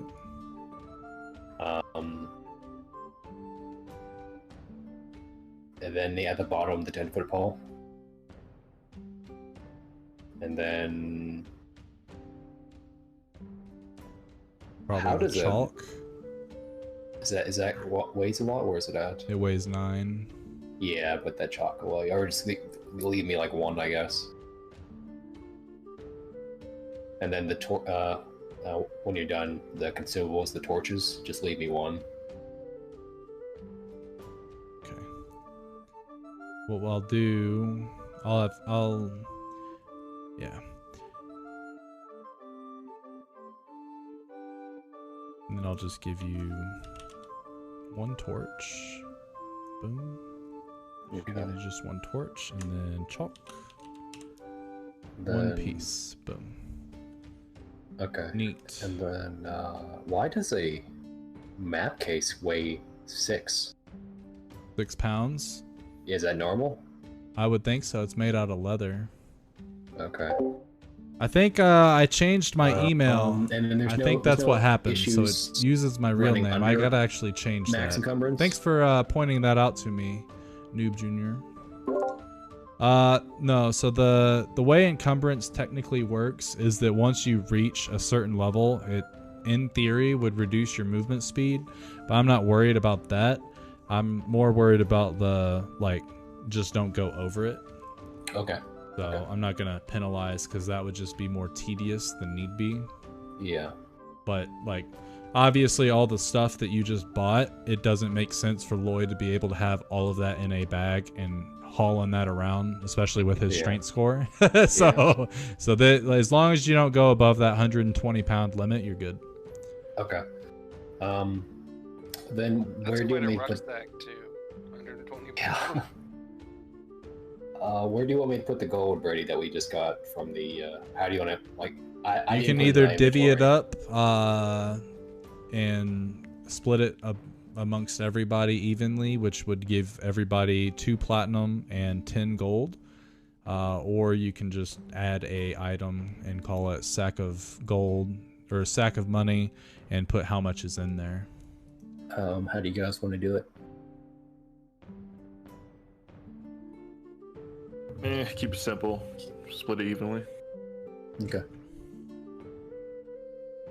So I will add. So everybody add 2 gold or 10 gold and 2 platinum to your sheet. I believe you can just put the do +2 and +10 on that number and press enter, and it'll do it. Yep. That's more for Kirsten when she watches +2 platinum and +10 gold. Correct. Neat. Okay. I'll look to the shopkeep. Well, thank you. I'm sure I'll find a use for this somehow. Yes, no problem.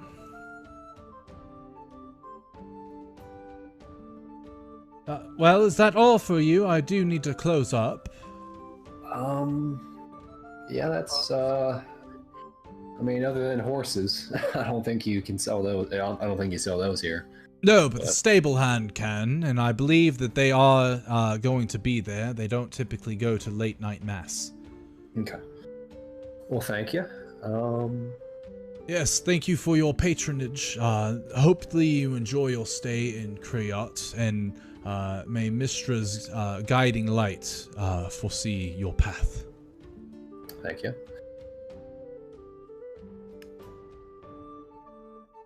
So as you guys are sort of ushered out, he takes a key out of his pocket, closes the door, locks it all up, and then as he's walking away, he's got underneath his arm some robes that he throws on over, and they are the silver and blue color. And he starts walking up the street to what you now know is the Abbey of Faithful Followers. And just from this angle, you can actually see the amount of folks that are heading towards this location. And it's quite a few. It's probably a couple hundred people that are trying to jam into this this location. Question. Time to go. Where is the stables on the map from us right now? Directly south in that green area. Okay. I looked to everybody else and I asked, "Do you guys want to stop by the temple?" Excellent. I changed the name. Appreciate you pointing that out. Are you sure that's a good idea? No, I'm just curious. Not like go in, but just like walk by. I'm curious, like if everybody has like their own. So. XD makes that emoji because of like, do they the go to their own fact that temple, the or do they go to the one eyes temple? are That's what I'm almost curious about. crossed. I just want to see just passing by. But yeah, I bet watching course. D&D in the middle of a session Like, is probably very confusing, so I apologize. I can give you a crash course of the session after it's done. very well. And Thorpe continues walking. And you guys are heading to the stables, right? Yeah. Okay. So as you're heading to the stables, one of the stable hands sees you. Oi! You're the folks that were summoned by Lord Carlisle, no? What does he look like? He just looks like a very slender man, black hair, very, very dirty, and he smells of horse manure.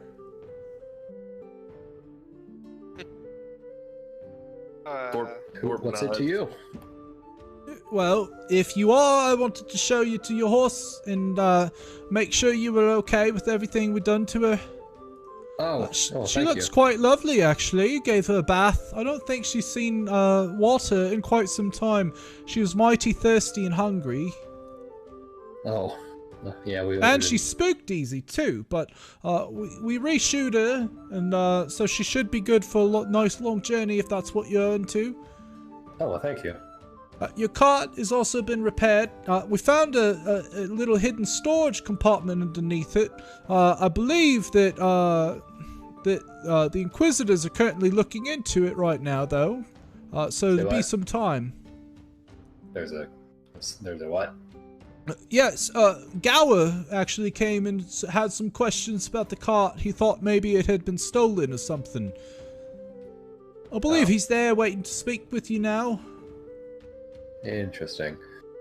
Do you run the stables or? No, I'm just a stable boy. But Okay. the person that does run the stable should be back from mass here soon. Okay, and then I'm just curious if you know anyone we can buy horses off of. Oh yeah, we can sell you a horse for sure. What Yeah, is type it of you horse you or- need? or- Yeah, I could sell you a horse. I looked at everybody else. So, I mean, is there a preference? Are we like by the stable? No, you're kind of in like the pasture area. There's like a dirt road that leads to the center where the stable is. There's multiple roads. I left Seymour with the cart and stuff, right? Get the I stables, or believe is he you been- did. Okay. I'm gonna whistle for Seymour. Okay. So you whistle and you hear, "Ruff!" And then you start to see a dog run from the central location of the pasture. You can see him kicking up a nice dust cloud running towards you. And once he gets to where he should probably stop, he continues to run full speed and he barrels into you. With your strength, obviously, you can catch him and not fall. But like he's just stupid excited to see you. But it's only been like an hour since you left him. And he begins to lick your face. Hi, Seymour. I was worried about you.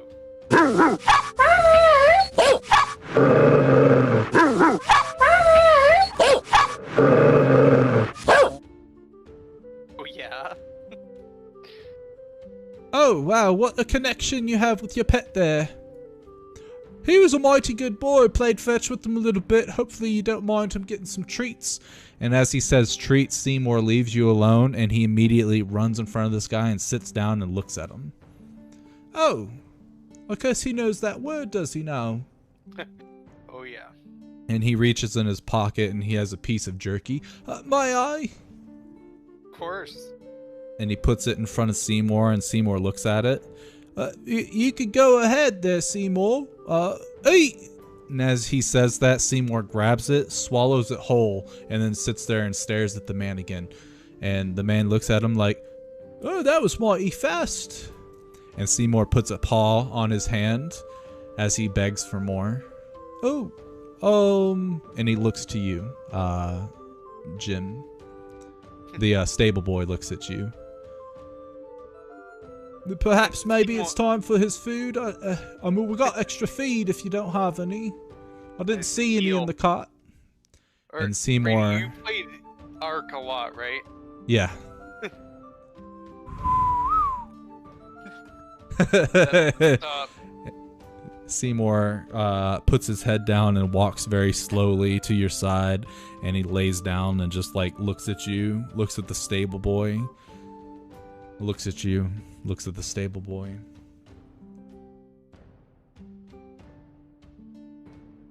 Good boy. What do I say? I say saddle, and then I like mount onto him to ride him. Okay. So you saddle up, and he stands up, and his tongue falls out of his mouth as he starts to pant. You can see he's excited. Well, I guess I can show you what lot we got to purchase from. Got a few pretty fresh draft horses that just got broken in the other day, but we also have a pretty sizable racing horse too, but it's going to cost you. How much do they cost? Yeah. Well, the draft horse I think we're giving away, selling for 50 gold pieces. The riding horse will be 75. And we don't have any war horses, unfortunately. Those have all been given to the church. And granted, the riding horse is a little bit faster than your draft, but the draft horse can only go so fast. So unless you wanted to purchase 2 riding horses, you're going to pretty much be going the same speed.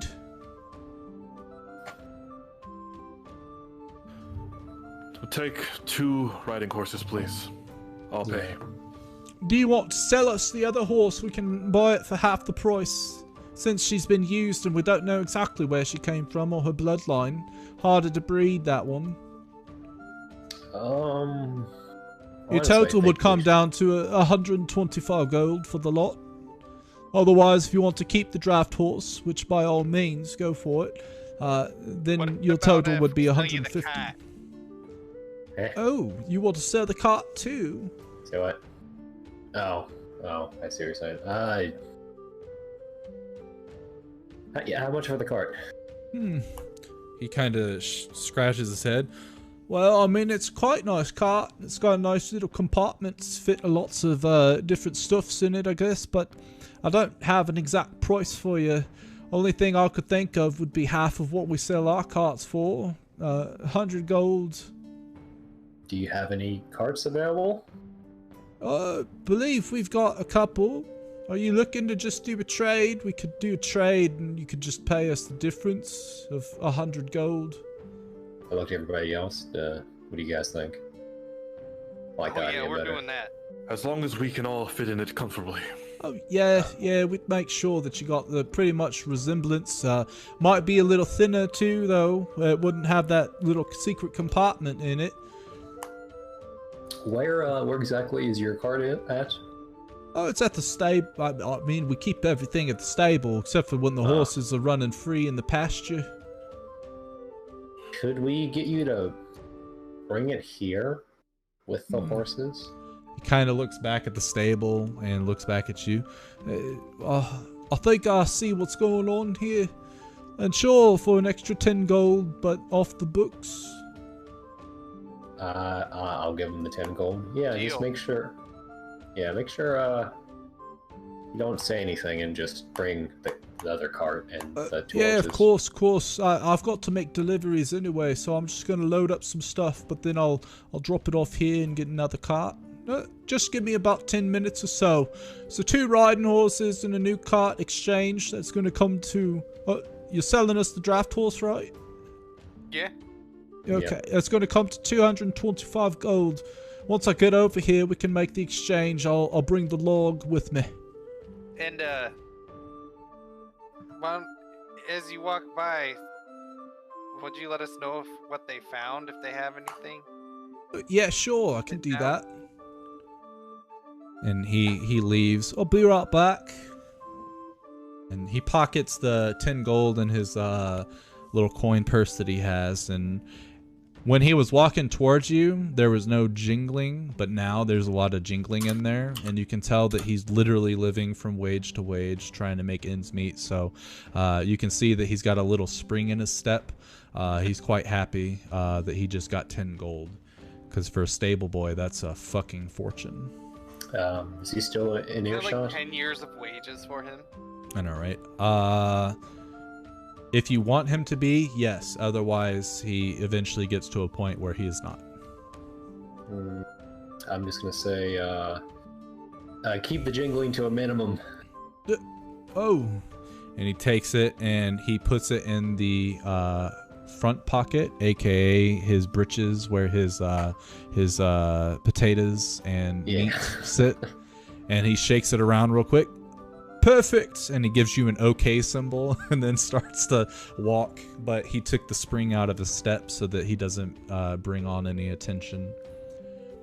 So as he's doing the things that he's got to do to get things ready, are you guys standing there, and do you have anything to talk to each other? I know it's a little more difficult with 2 members being gone, but RP freely. I mean, it's not like Agent J really said anything. Yeah. True. He's probably said a paragraph the entire campaign. Yeah.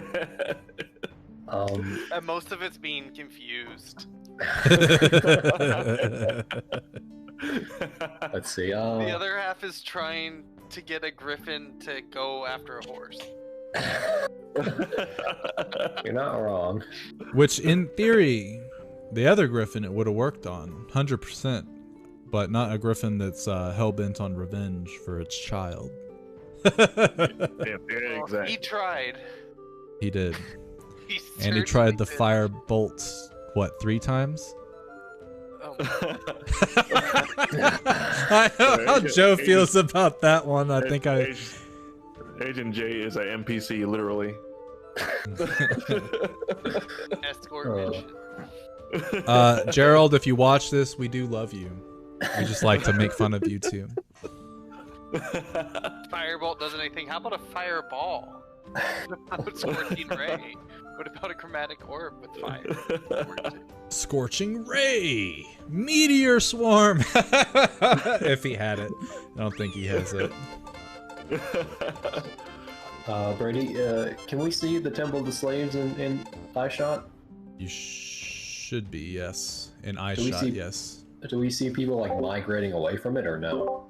No. People are still like, mass has only just started with within the last like 6 minutes, Okay.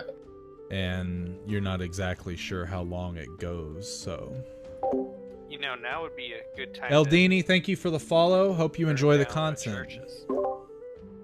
Kill What? all the internet. I'm just kidding. Alright, Snoopy. The leprechaun tells me to burn things. I am the leprechaun. I know. I am Each be good.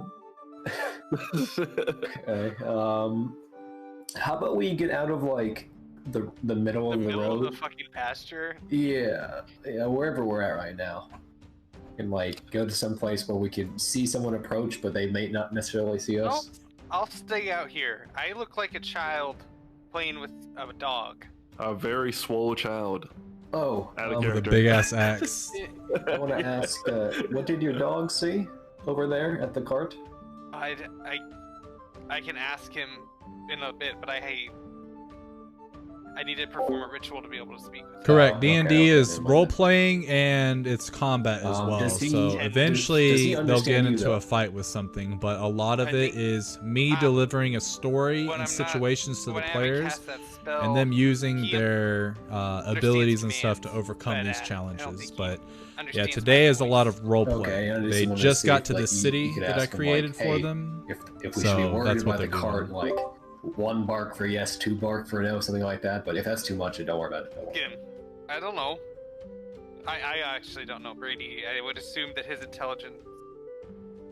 Let's take a look I at don't know. old Seymour.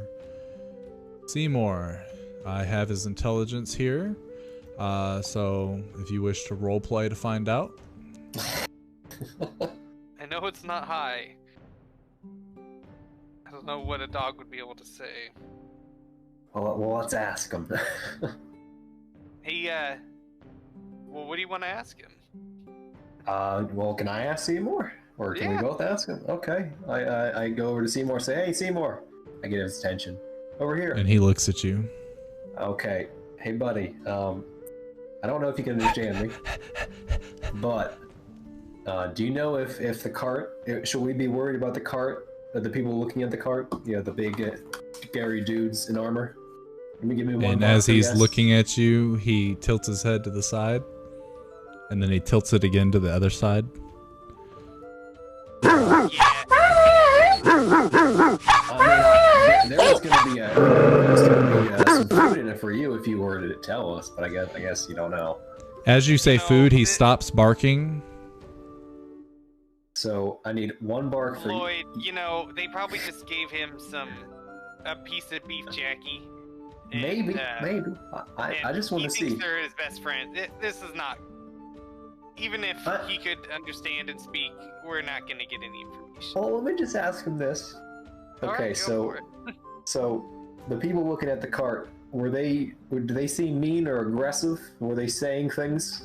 Oh, give me He one bark just- for yes and 2 barks for no. He stares at you and he sits. Okay. We will He have puts a talk paw later on your hand. We will have a talk later. And as you shove his paw away, he puts it right back on. Oh boy. Well, Splinter does. Yeah, exactly. I'm literally role-playing Splinter. we will have a talk. My dog like sits in front of me and like paws at me. And Yup. then looks forward, not necessarily at me. Then she looks at me, and then she paws, and then she looks forward. Yup. Splinter does the same shit. Will I, Oh, it's I so shake funny. his paw and be like, "Oh, thanks for that." And he looks in your back, towards your backpack, because he knows where your food is, and he looks back at you. And he's stiff. The only thing moving are his eyes and his paw whenever he goes in for a shake. I go and get him a piece of ration and I give him some. Okay. And as you put it in front of him, he looks at it, and he looks at you, and he looks at it again, and he looks at you, and he looks at it again, and he looks at you, Okay. and he chomps it real quick, and then looks at you as if nothing happened, and looks at your hand, and he paws. I give him a pet and I walk away. That's all for now. Seymour lays down. Alright. You guys kind of go off the edge. I'll kind of stick out here. I can pull off looking like a kid in a dog. Okay. You see Thorpe just button up his suit and casually walk off like a gentleman. Okay.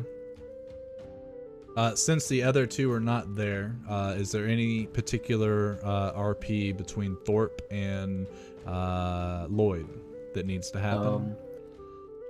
How inconspicuous do I look right now? You are, or you actually, because of your robe, as a dark wizard of RuneScape, Yes. you actually kind of blend in, except for the fact that you're not at mass wearing what a lot of those people were wearing. Whereas Dr. Thorpe definitely sticks out like a sore thumb because he's in a tailored suit, which you notice there were a few folks in the noble quarter that were wearing tailored suits. But given that the streets are literally empty right now, except for maybe a guard or two that you see posted at certain locations, both of you definitely look a little it looks strange to see nobody else around, but you guys chilling there and this child playing with his dog. What seems to be a child. Yeah, exactly. At least from a distance, yeah. A child with a very large metal stick. And he said, go ahead and make some childlike noises. Wow! Maybe do you have any extra clothes, Mr. Thorpe? I do have some clothes from the other town that we were in. Like Why? commoner clothes, perhaps? I do. I'm not saying you should, but maybe you should consider changing into them to make yourself look a little less conspicuous.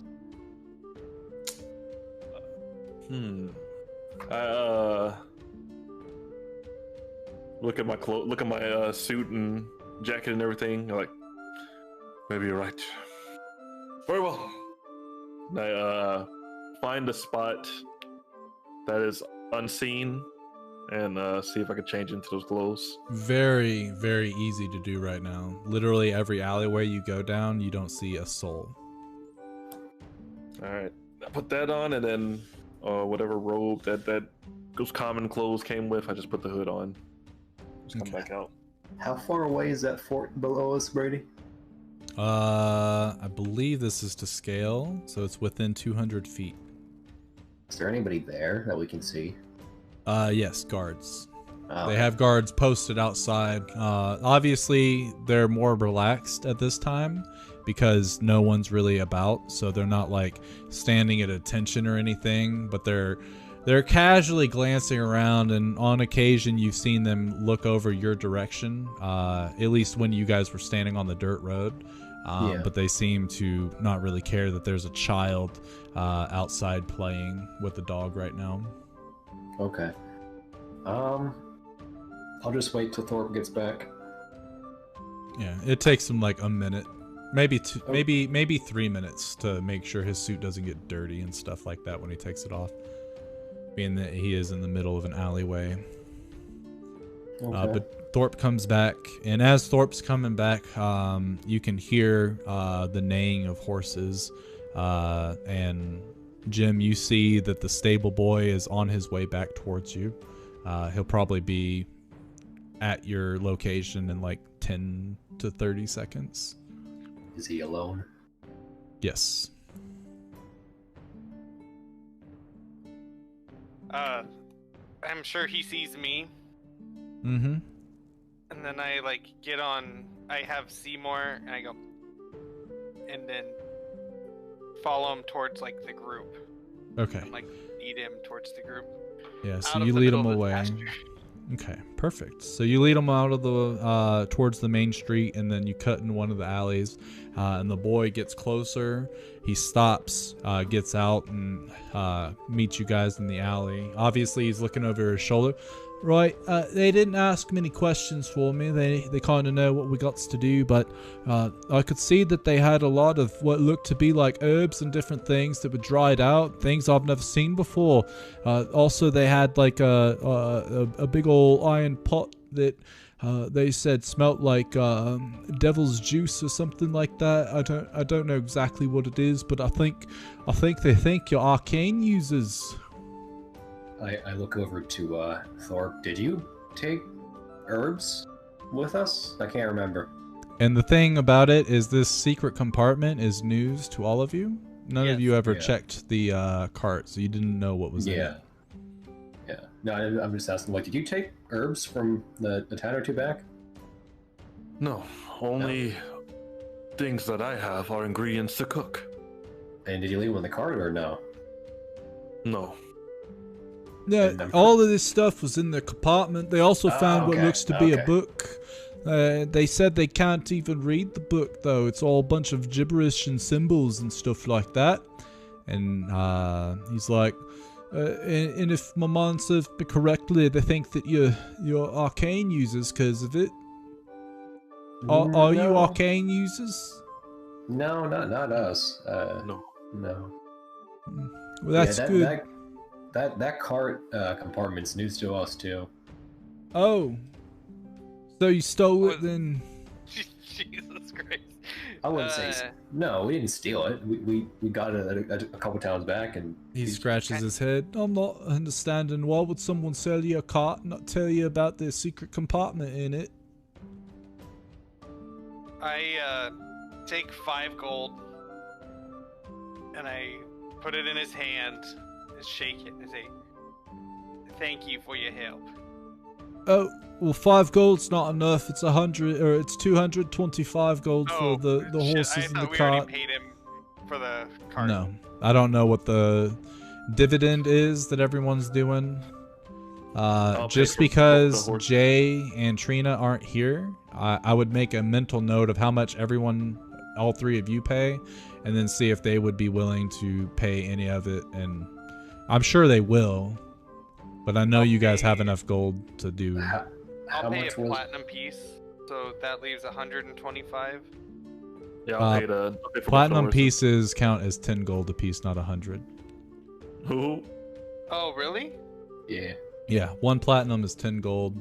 1 gold is 10 All right, I'll pay silver. for 1 platinum piece. And you guys How much? I'll pay the Alright, I'll pay 125 for 100. horses. How much are the horses? Each horse is 75. Together is 150, and then the cart is 100 since you're trading in the other cart. And how And much are you putting towards also, the 1 horse is 25 gold off because you're giving your draft horse up. So the So total is 225. 225. I'll pay the 150 for the horses. Okay. Okay. And So then everybody 125. else is just... I'll Yeah, pay it'd be 50 then. 125. Joe pays 50. Jeff, you pay the other 50, and then more than Sure. likely, the other 2 will give you guys some coin back. I already took off the 10. I gave him. Take another 50 off. Okay. And then you give him an additional 5 to. Yeah. Okay. He's like, yeah, whatever you say. I wasn't implying anything. Apologize if I offended you. No, you're good. None needed. The horses are fresh broke, so they're used to being ridden and they're used to pulling the cart. They're good horses too.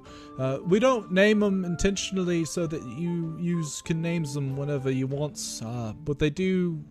Horses do tend to like a name, so I'll think of one within the first couple days of your journey. Okay. Are they male and female, or both male? If there's a preference for the party, it can be so. Otherwise, they're both female. One's definitely named Pepe. Okay. Also, Yeah, is there actually, any... Actually, they're Kevin both- bought them, yeah, so they're- he can name them. They're both female, and yeah, you guys name them whatever. I'll think of something. Also, any food and water that we could buy for the horses? Yeah, I'll make sure to pack everything that I could from your other carts onto this one, but that the booze that you had is also being confiscated, it seems. I don't know where you got that from, but I think it's highly illegal in this town. And then some of your camping gear, I think, was left on the side, so I don't have extra of that, but I definitely filled up some pails of water, or some jugs of water, and some hay for the horses. Should be good for about 5 days' journey. Well, thank you. Thank you. Cart's in pristine condition. You've got a couple extra tools in the back here, just in case you end up losing a wheel or whatever. Well, thank you. We'll take that from you then. And I looked at Thorpe. Do you want to drive? Of course. Thank you again. I'll nod towards him. Yeah, thank you. And you watch as he takes the stuff that he had on the cart off, and the last thing he grabs is the book, which he opens up and starts to write in it. Before you leave, could you sign for the purchase and the sale of your cart and your horse? It doesn't matter who. That's very well. Can't read. I'm just I look over to Jim. What? I'm just kidding. Yeah. I go ahead and sign for it. Okay. Do you sign in a specific way? I sign it as Gerald Thrawn. Gerald Thrawn. Oh, well, thank you, Mr. Thrawn. And he closes the book. Well, the bill of sale is good. Will you be needing a receipt or anything like that? No. We're, I think we're okay. And he nods his head. Well, it was a pleasure doing business, and he taps his junk. Thanks for the extra business, sir. You're welcome. And he he goes to grab the delivery items that he had, and he starts to walk honestly, it may be a lot of walking from here on without the horse and cart, but I just made the most money I think my family's made in 10 generations. Thank you again. Oh, you're welcome. Stay safe. Don't blow it. And People will know if you go and spend it all in one spot. I wasn't gonna go to the Happy Hoppy, I swear. The what? I'm just saying, don't. It'll be very suspicious if you go start spending it all over the place right away. Yeah, you're right. Careful. I won't go. I promise. I'll keep my word. Maybe, I don't know, maybe start a business that yourself or something. Sounds like a lot of work, and I've already worked a lot. But think about it. You won't be working. Other people will be working for you. I guess you're right. Invest in storage. Mm-hmm.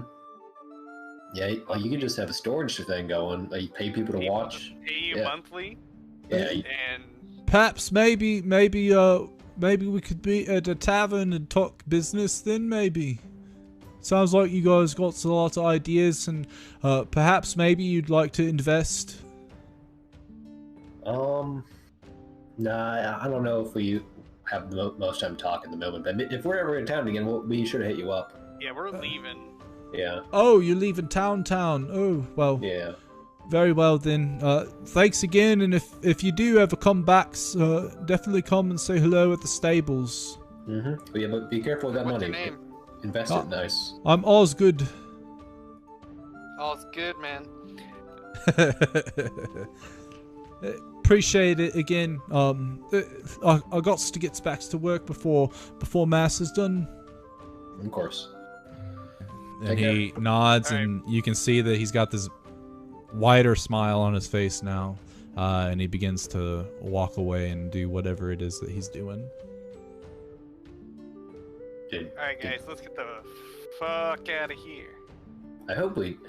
I'll wait a little while before I start talking till I get outside the city. Oh, yeah, I assume. Okay.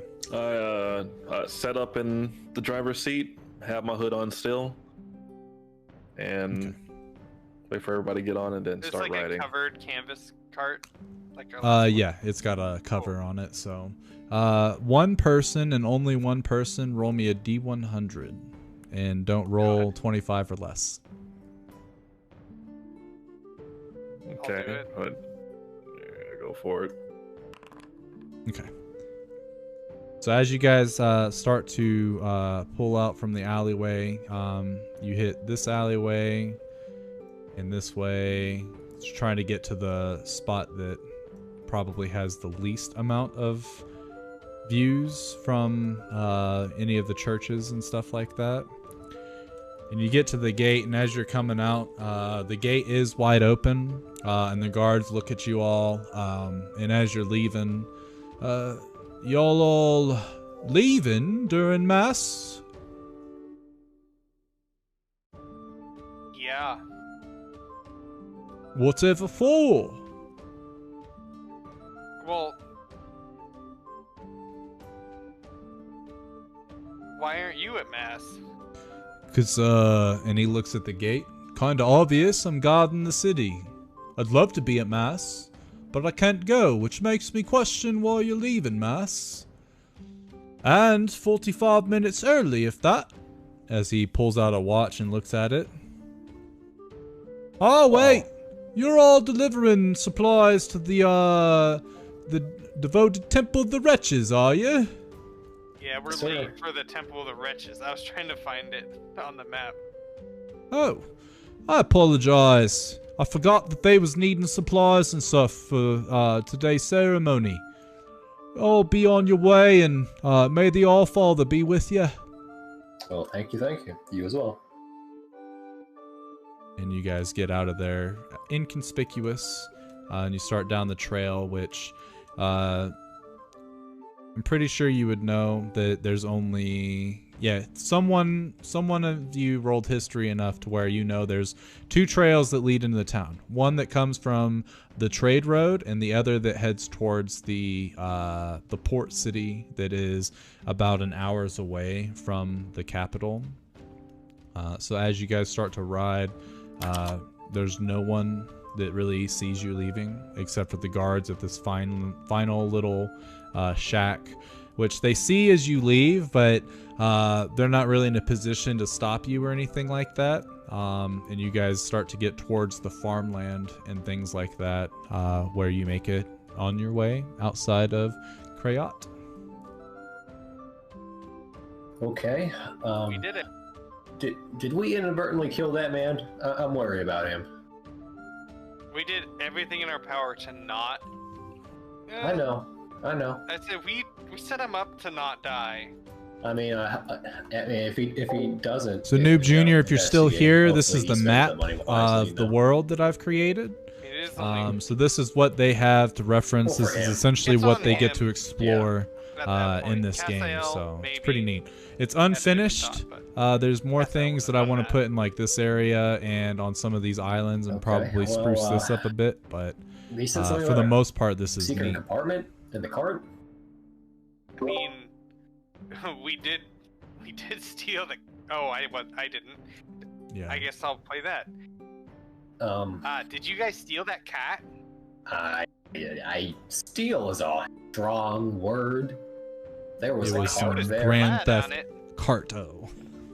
There was, Yeah. a cart, there was a cart available and no one alive. I mean, around to claim it. So I mean, why not? We did steal that card. And I looked at Joe. I looked at Joe. I was like, "How could you betray me like this?" I mean, I knew it was obvious. What do you mean it was obvious? I mean, you guys didn't. You told them that you didn't know about the compartment. I mean, who's to say we didn't just get that cart? We just didn't buy that cart? Like, do you know if this cart has a compartment? Huh? Actually, we should probably check If if it this. does have a compartment, then it probably doesn't have all that shit in it. Let's check this cart while we have time later on. I mean, whoever's not driving, which is, everybody, you can look through the boards and stuff. And obviously, when you look at this cart, you can now, based on your memory of the other cart, you can now see the sort of difference in size of the sort of sitting area.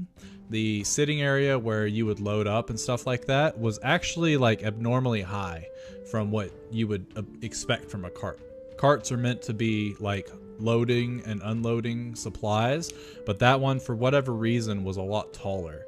And it kind of makes sense now that, the reason is because there was a secret compartment in there. But this one is significantly closer to the ground, so that it makes it easier for the average height human to load and unload the cart. Well, Like there's a book and stuff there. That probably would have been nice for you. yeah, that does pique my interest, but at the same Not time, dying sounds. yeah, too. that's better option. If we ever come back to this town or capital, like, is it a capital city, right? Correct. This Yeah. is the capital of this. Region. And actually, I think we can go to, if you're ever curious, you can go from the landing page, and I'll probably actually make a link of it here too. But you can, on the landing page, you can go to the political map. I still need to label it. I've actually neglected filling out more of the map, because until you get to those regions, I don't think I really need to do anything yet. Yeah. But I'll eventually go and label all of these kingdoms with their names on the world map, so it's easier for you guys to differentiate the locations. Okay. But the current location you're headed to is here, and because of the fact that you now have riding horses instead of draft horses, as well as Three-Toed Jim's special ability thing, it's literally going to take you guys like less than 30 minutes to get there. So, Oh shit. yeah, and that's at a normal pace. Mush. Yeah, we're fast now.